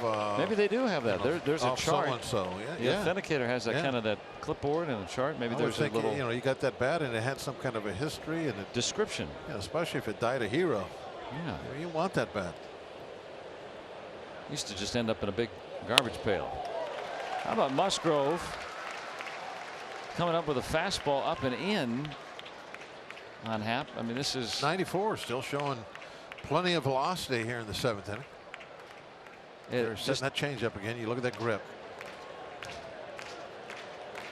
He's got green and everything on that unit. Mud. Hollow sound to that. That'll be an error on Frazier. Never could find the handle.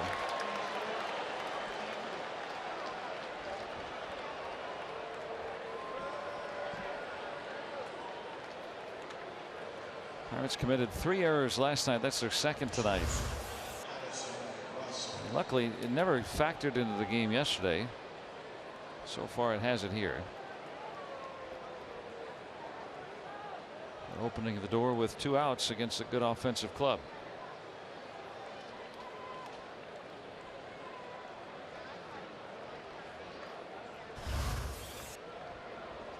Nothing you can do about it now. Everybody just has to refocus.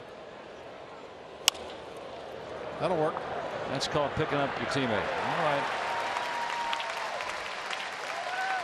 1 pitch later, and Musgrove threw 7 strong here tonight. One of the great traditions in baseball. In the 7th inning stretch. When you're out here, you get to enjoy singing "Take Me Out to the Ball Game," and tonight we present it for you here as well from PNC Park, as you get to enjoy it with us here in front of this robust Saturday night crowd. Let's join public address announcer Tim DeBacco. And follow the bouncing Eaton Park Smiley Cookie as we sing "Take Me Out to the Ball Game."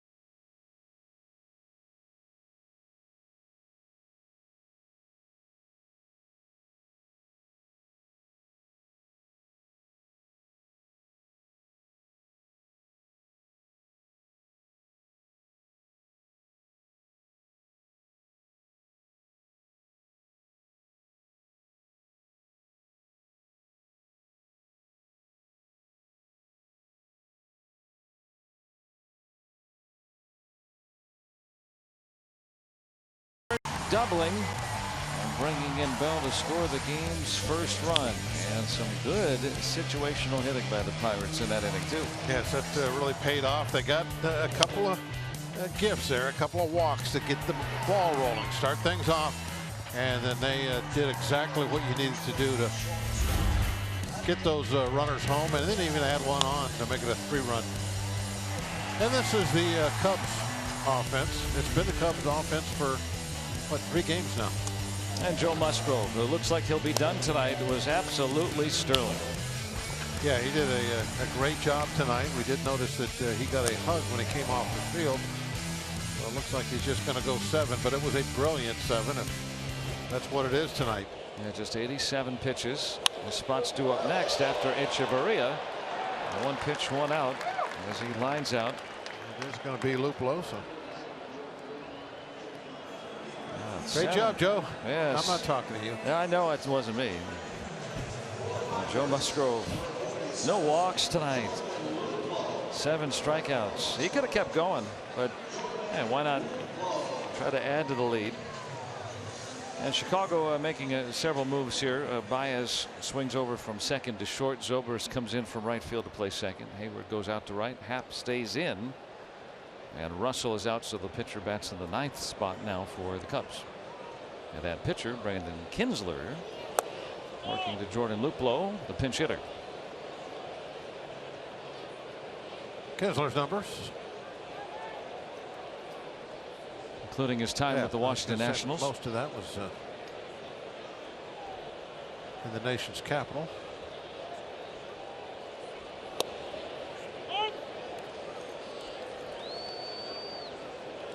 Luplow is seldom seen any playing time with the Pirates, but had really good showing down at AAA. In fact, he was sent down the other day and was taking batting practice with Indianapolis, getting ready for his first game back.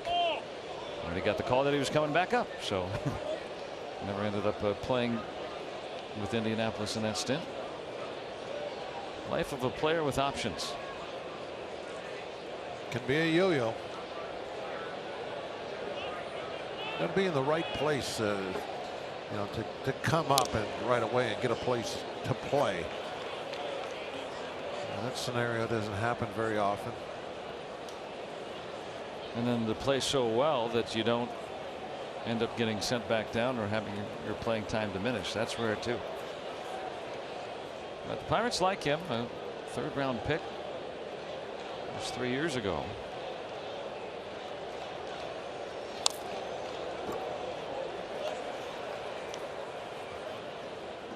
Right now with this outfield, there's a spot. Joe Musgrove lowering his ERA to 3.31 this season. Bunted his way on for a base hit. You know, a lot of times we talk about with young pitchers, something goes wrong behind him. You know, he knows he's nearing the end of his night.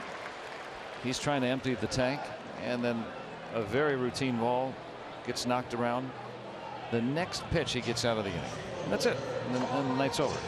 Instead of this, you know, long drawn out thing, got to get activity. Now you got to bring someone, you know, and we see that a lot with young pitchers. Yeah, I think you see guys, the good pitchers.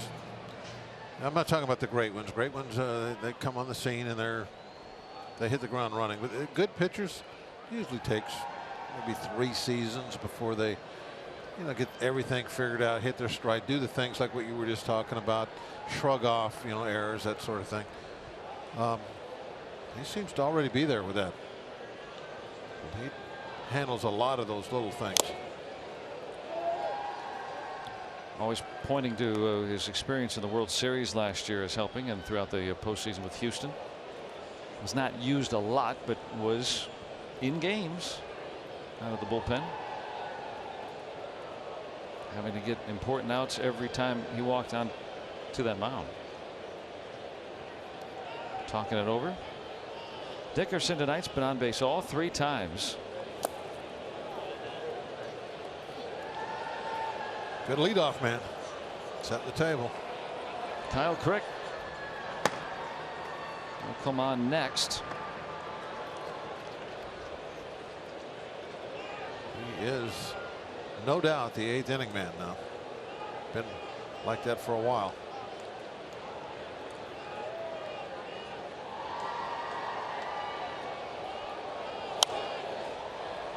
Yeah, it's been kind of neat to watch Crick, the way he has had to earn everything he's got. I mean, he didn't make the team coming out of spring training.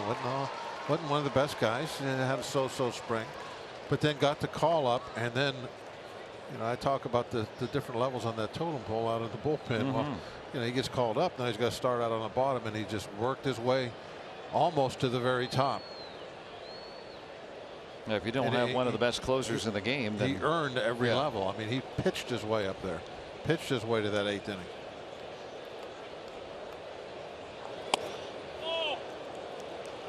There was no gift given to Crick for coming over in that Andrew McCutchen trade. Exactly. He treated just like anybody else, no matter who he got traded for.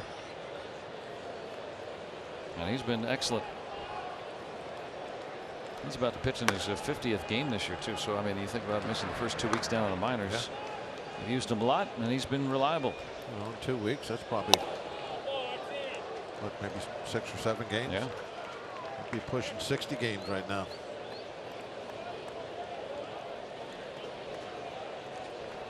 Dickerson was behind in the count. Who knows though? Maybe a different scenario. He wouldn't be as good as he is right now. Makes the team, you know, coming out of spring training.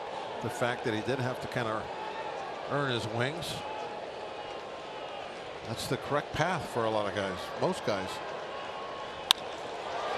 Out towards center. Hap just in the game out there. Can't get it. Dickerson with a double. Can't get him out tonight. Good to see that bat booming again.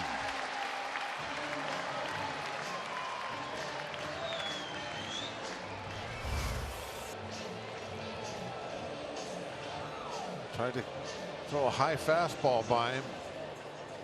That's not a 2-strike. Yeah, he wasn't really choking up. He didn't have a finger hanging off the bottom, but was not choking up and drives the ball off the base of the fence. Thinking about, okay, what's he going to throw me here? All right, I'm ready for a fastball. And he drives his 26th double of the season. 2 outs, nobody on. You're not looking for a single. You want to get in a scoring position.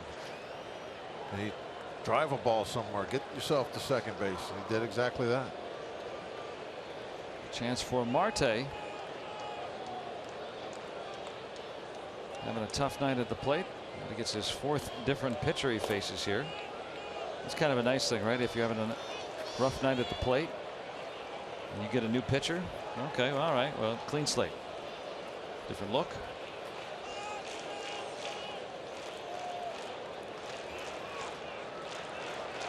Did not face Kinsler last night, who came up against 2 Pirates hitters yesterday.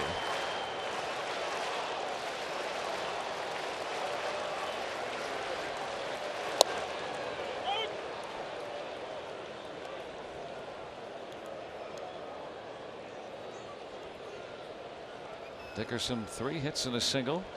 Trying to add on some more for Joe Musgrove, who is done tonight after 7. Gave up just the Zobrist home run.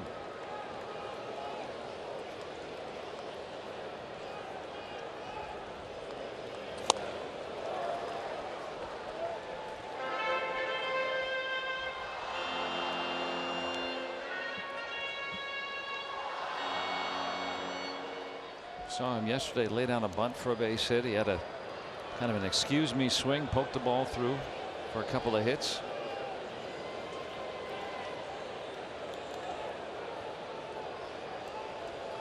Tonight 0 for 3. Getting a 2-out hit here. In off the plate. And Dickerson left the board. But the Pirates will take a 3-1 lead as they go to the bullpen.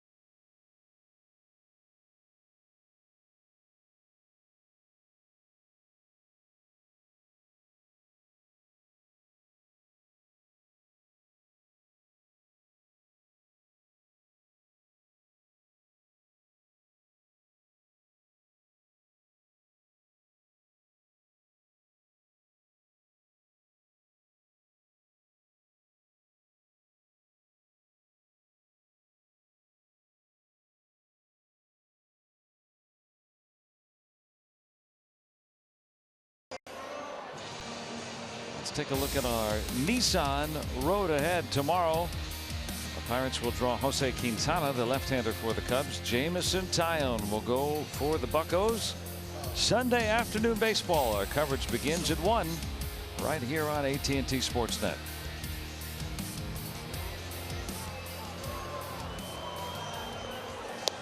We have been Pirate fans for 45 years today. Together. Oh, nice. Is that their anniversary? Yeah, that's what I think that means. Happy anniversary. Or they came to their first Pirate game 45 years ago together. Maybe both. Could be.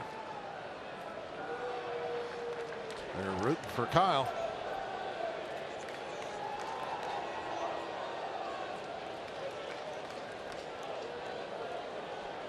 Pitched last night. Give up a couple of singles, but work through it. At the top of the order here in the 8th for Chicago, Zobrist has homered tonight.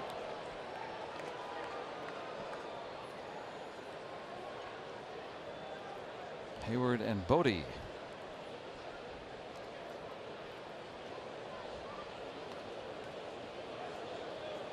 And a base hit for Zobrist.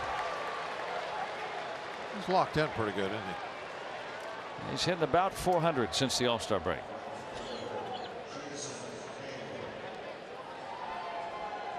So yes. So yes, he is locked in. But the good thing is the Pirates have pretty much limited the Cubs in this entire series. The problem was they didn't score the first two tonight. 3 runs in the second. Right now standing up.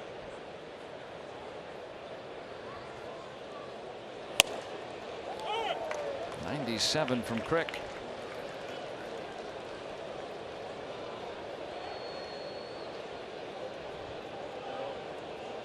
Hayward has hit into 6 double plays this season.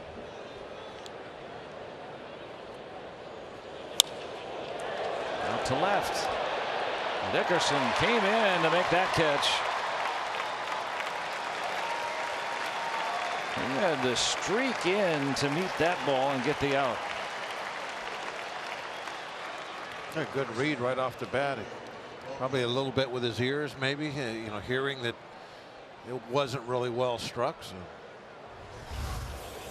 came in a hurry. Now that first step. Just kind of reach down, catch that ball with his heel of his hand up. And get in a throw just in case you got a chance to get sober. Some guys will go into a slide there with their feet, and try and catch that ball with their the glove above the heel of their hand. You think that would be more difficult? You would think. But you see it a lot. The rookie Bodie had ball 1. And Dickerson Plus, when you're standing up too, you can make a throw like he did at first base. Which, you know, I like that also.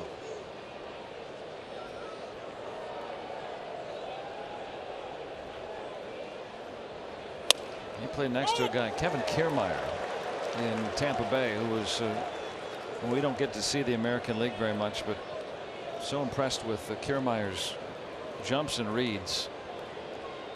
Arguably the best going right now, and so Dickerson said that was a big influence on him, being able to play next to him and talk with him and pick up pointers on how to do that. That is a fair ball. And Zobrist took off to second, not waiting around to see the call, and that meant Cervelli could only go to first. If Bodie would have ran immediately, I think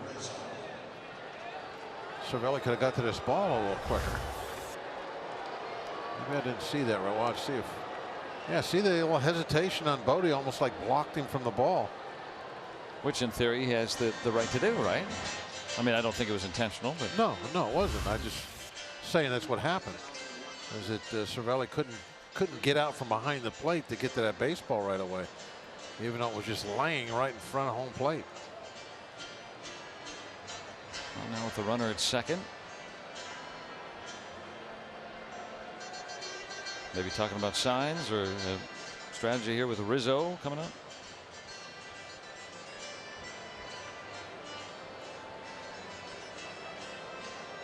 Zobrist at second. Rizzo, the potential tying run here.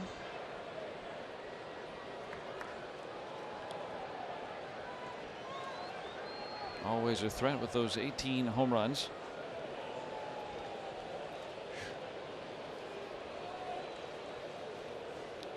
That's one thing that Crick has been real good at, though, keeping the ball in the yard. And a bonus right there.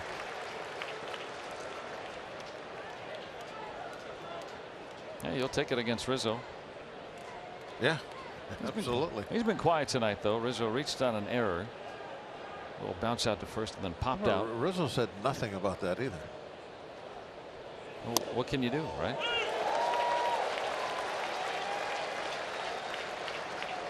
That's true, but normally hitters don't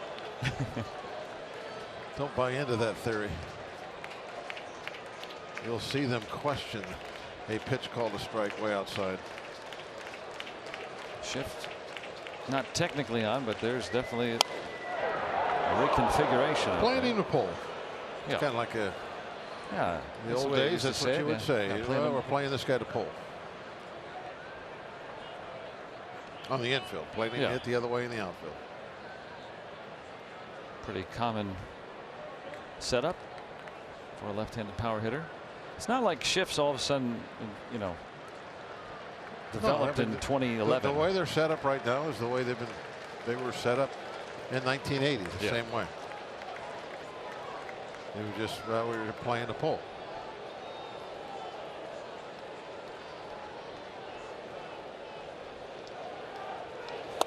And he struck him out. Boy, that was a beautiful back foot breaking ball. Send Rizzo down to a knee to keep the Pirates ahead.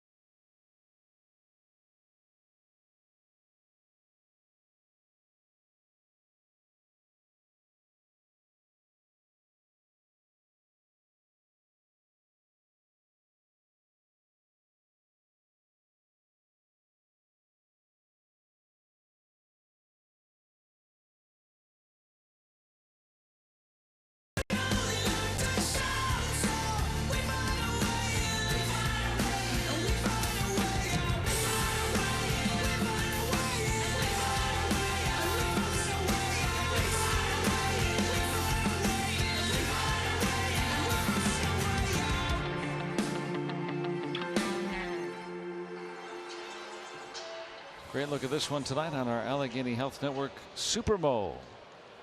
A pretty night and a fun one too, with the Pirates on top 3-1 as they come to bat in the last of the 8th.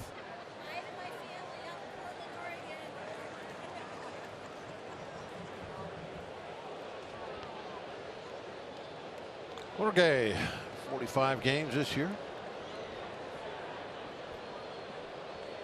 Been doing a lot of starting over his long career. Specialist now. Has kind of developed into one. This came over from Arizona. That's what everybody does. Just over a week ago. You gotta learn to specialize. Well, you go from the life of a pitcher, right? Unless there are always exceptions, but you know, you used to break in as a reliever, prove your worth, move to the rotation, pitch there for a while, maybe hang on as a reliever at the end, and then tip your cap to the crowd.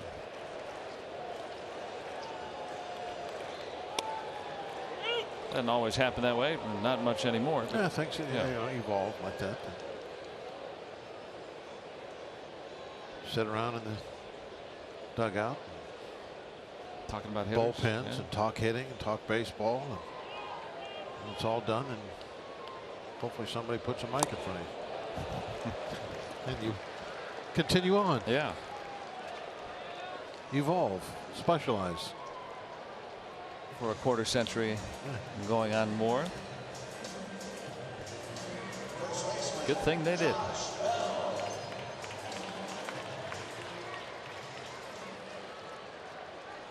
Crick and Cervelli, I'm sure we're discussing that last out. The back foot breaking ball.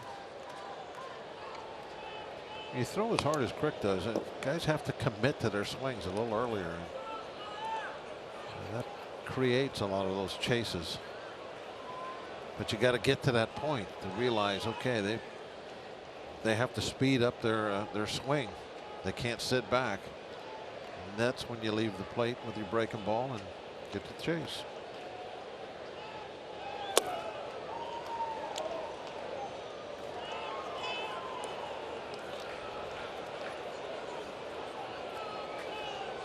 Josh Bell has walked and singled tonight.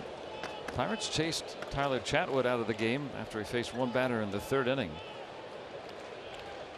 The Cubs spot starter.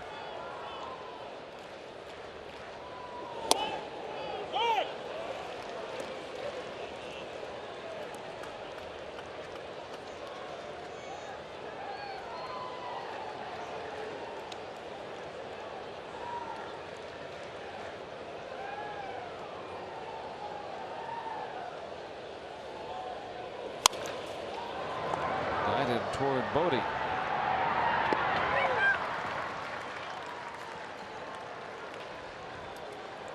Bell is out.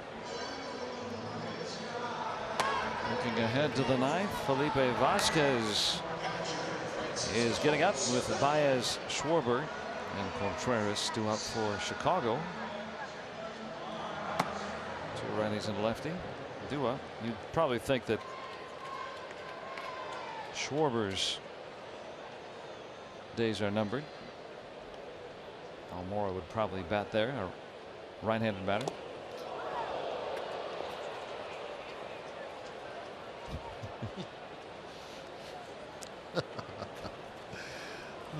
He's something else to watch. Yeah, I think he sold one last night. Couldn't sell that one.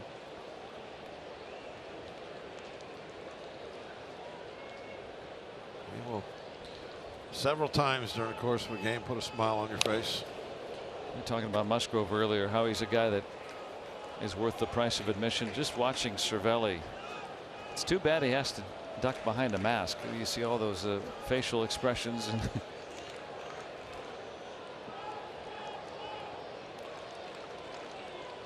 if only we could hear what he's saying half the time, huh?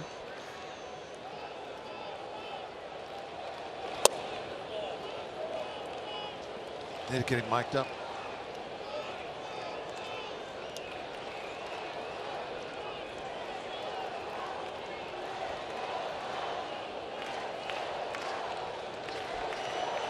More than 35,000 here tonight. Channel Let's Go Bucks. See if they can get something going here with 2 outs. Add to that lead, they scored 3 times in the second. Right now that's holding up.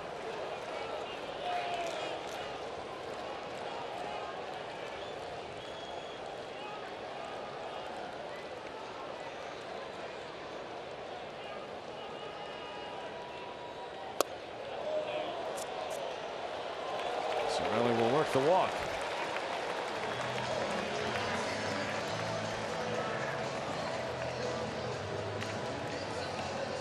All right, you have all the gear, and now I need my sliding mitt to prevent from jamming fingers. I kind of thought he'd wear that on his left hand. I don't know why guys don't wear 2 of them. Didn't he hurt his left thumb? Was it last year? I believe so. But sometimes you see guys go in with the other hand anyway, because to avoid a tag, why not put 2 on?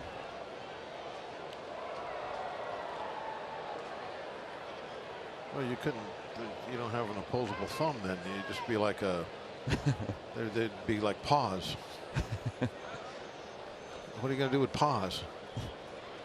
Then they cease to be a hand. You can't pause. You got to run. Yeah. Exactly. Look like other flippers or something. Frazier with that double started the scoring back in the second.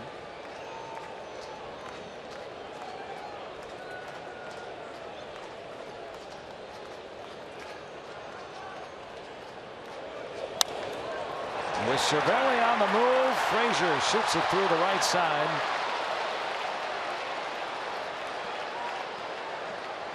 And I think Baez tried to sell it as if it didn't get through. And I think Cervelli bought it. He did that last night on a lesser play, but there was a sell and a buy. No, nobody did anything. Yeah, I don't see anything. Let's see. No, nobody did anything.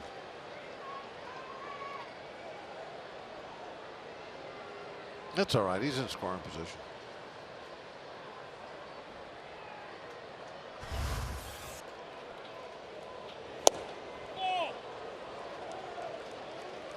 Ball one. Call that a ball?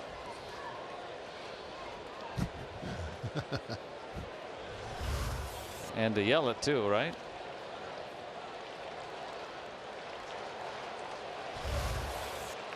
Now they miss him every now and then. That helps the Pirates. Moran drove in a run with the ball hit to the right side back in the second. In between hot, Baez will get the final out. 3 outs away from a Pirates victory, and Felipe Vasquez is coming on.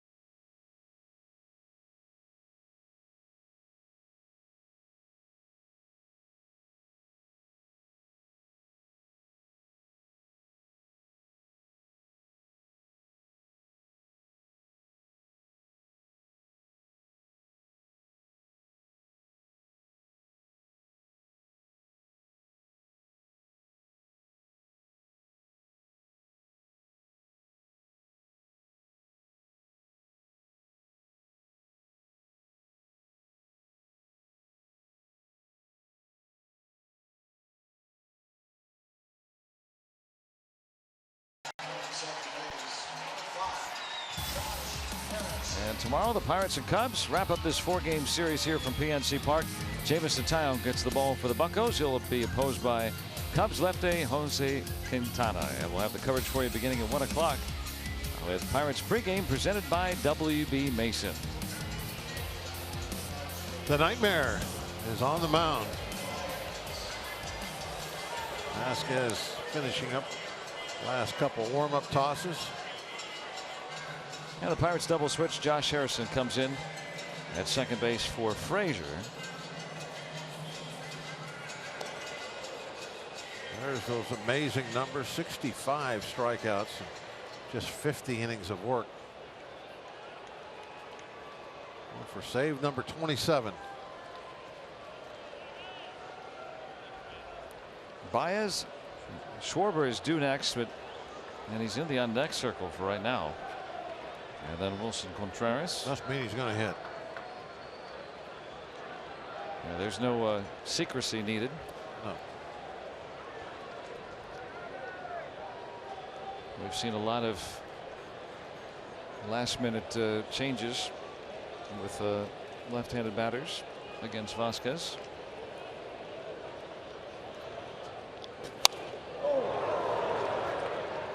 He took a big rip.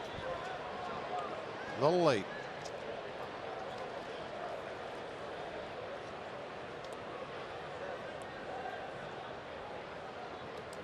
Everything Vasquez has been throwing lately has been over 100 mile an hour, or just maybe a tick below. He's had his best velocity here this second half of the season. Nice little change up there.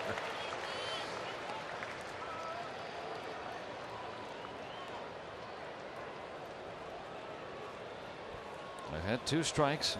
Baez 5 for 37 in his last 10 games. And he's down on strikes to start the 9th.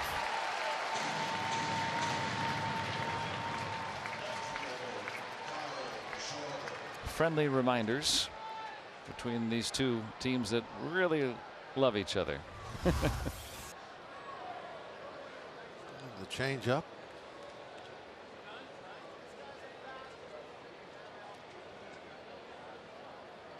That's a cool view, isn't it? Yes, it is. Love that look.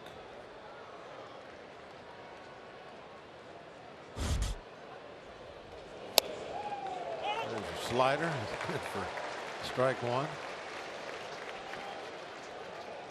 Schwarber 0 for 3 lifetime against Vasquez. Last year was the lefties were defenseless against him. This year it's a little better, but not much. They've collected a few singles off him, 1 extra base hit.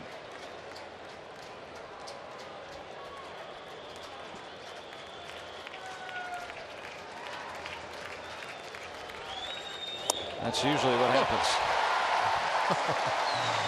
That was a little bit of an overmatch. That at bat. Well, actually, the first one was an overmatch also, but that one, wow.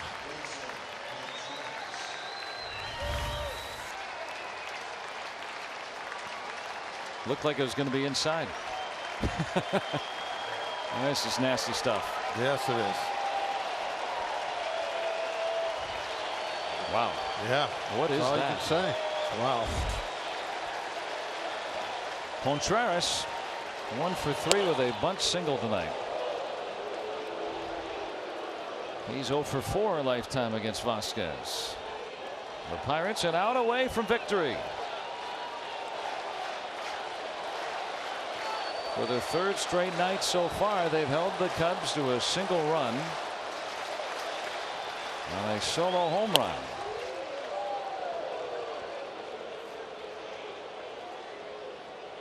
And tonight, with enough offense to be having a lead at this stage of the game.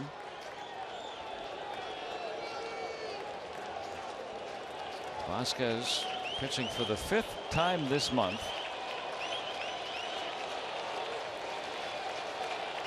He's been sharp. He struck out the first 2.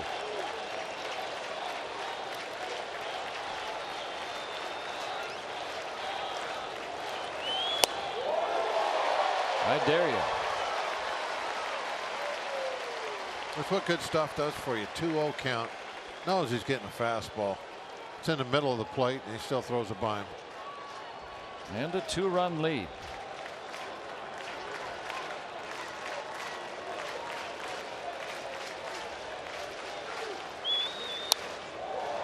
A double, there you.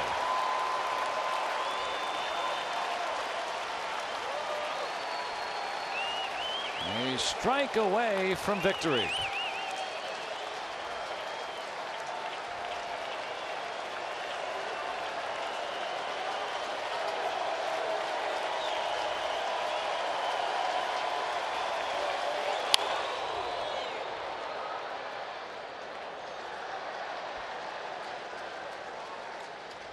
.100 miles an hour.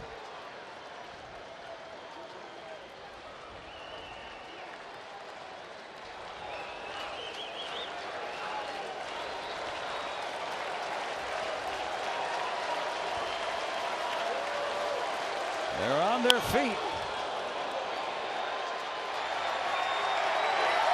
And Pirate fans can rejoice. They have beaten the Cubs tonight. Vasquez with his 17th consecutive save. Frazier got the scoring started, and the fireworks about to begin.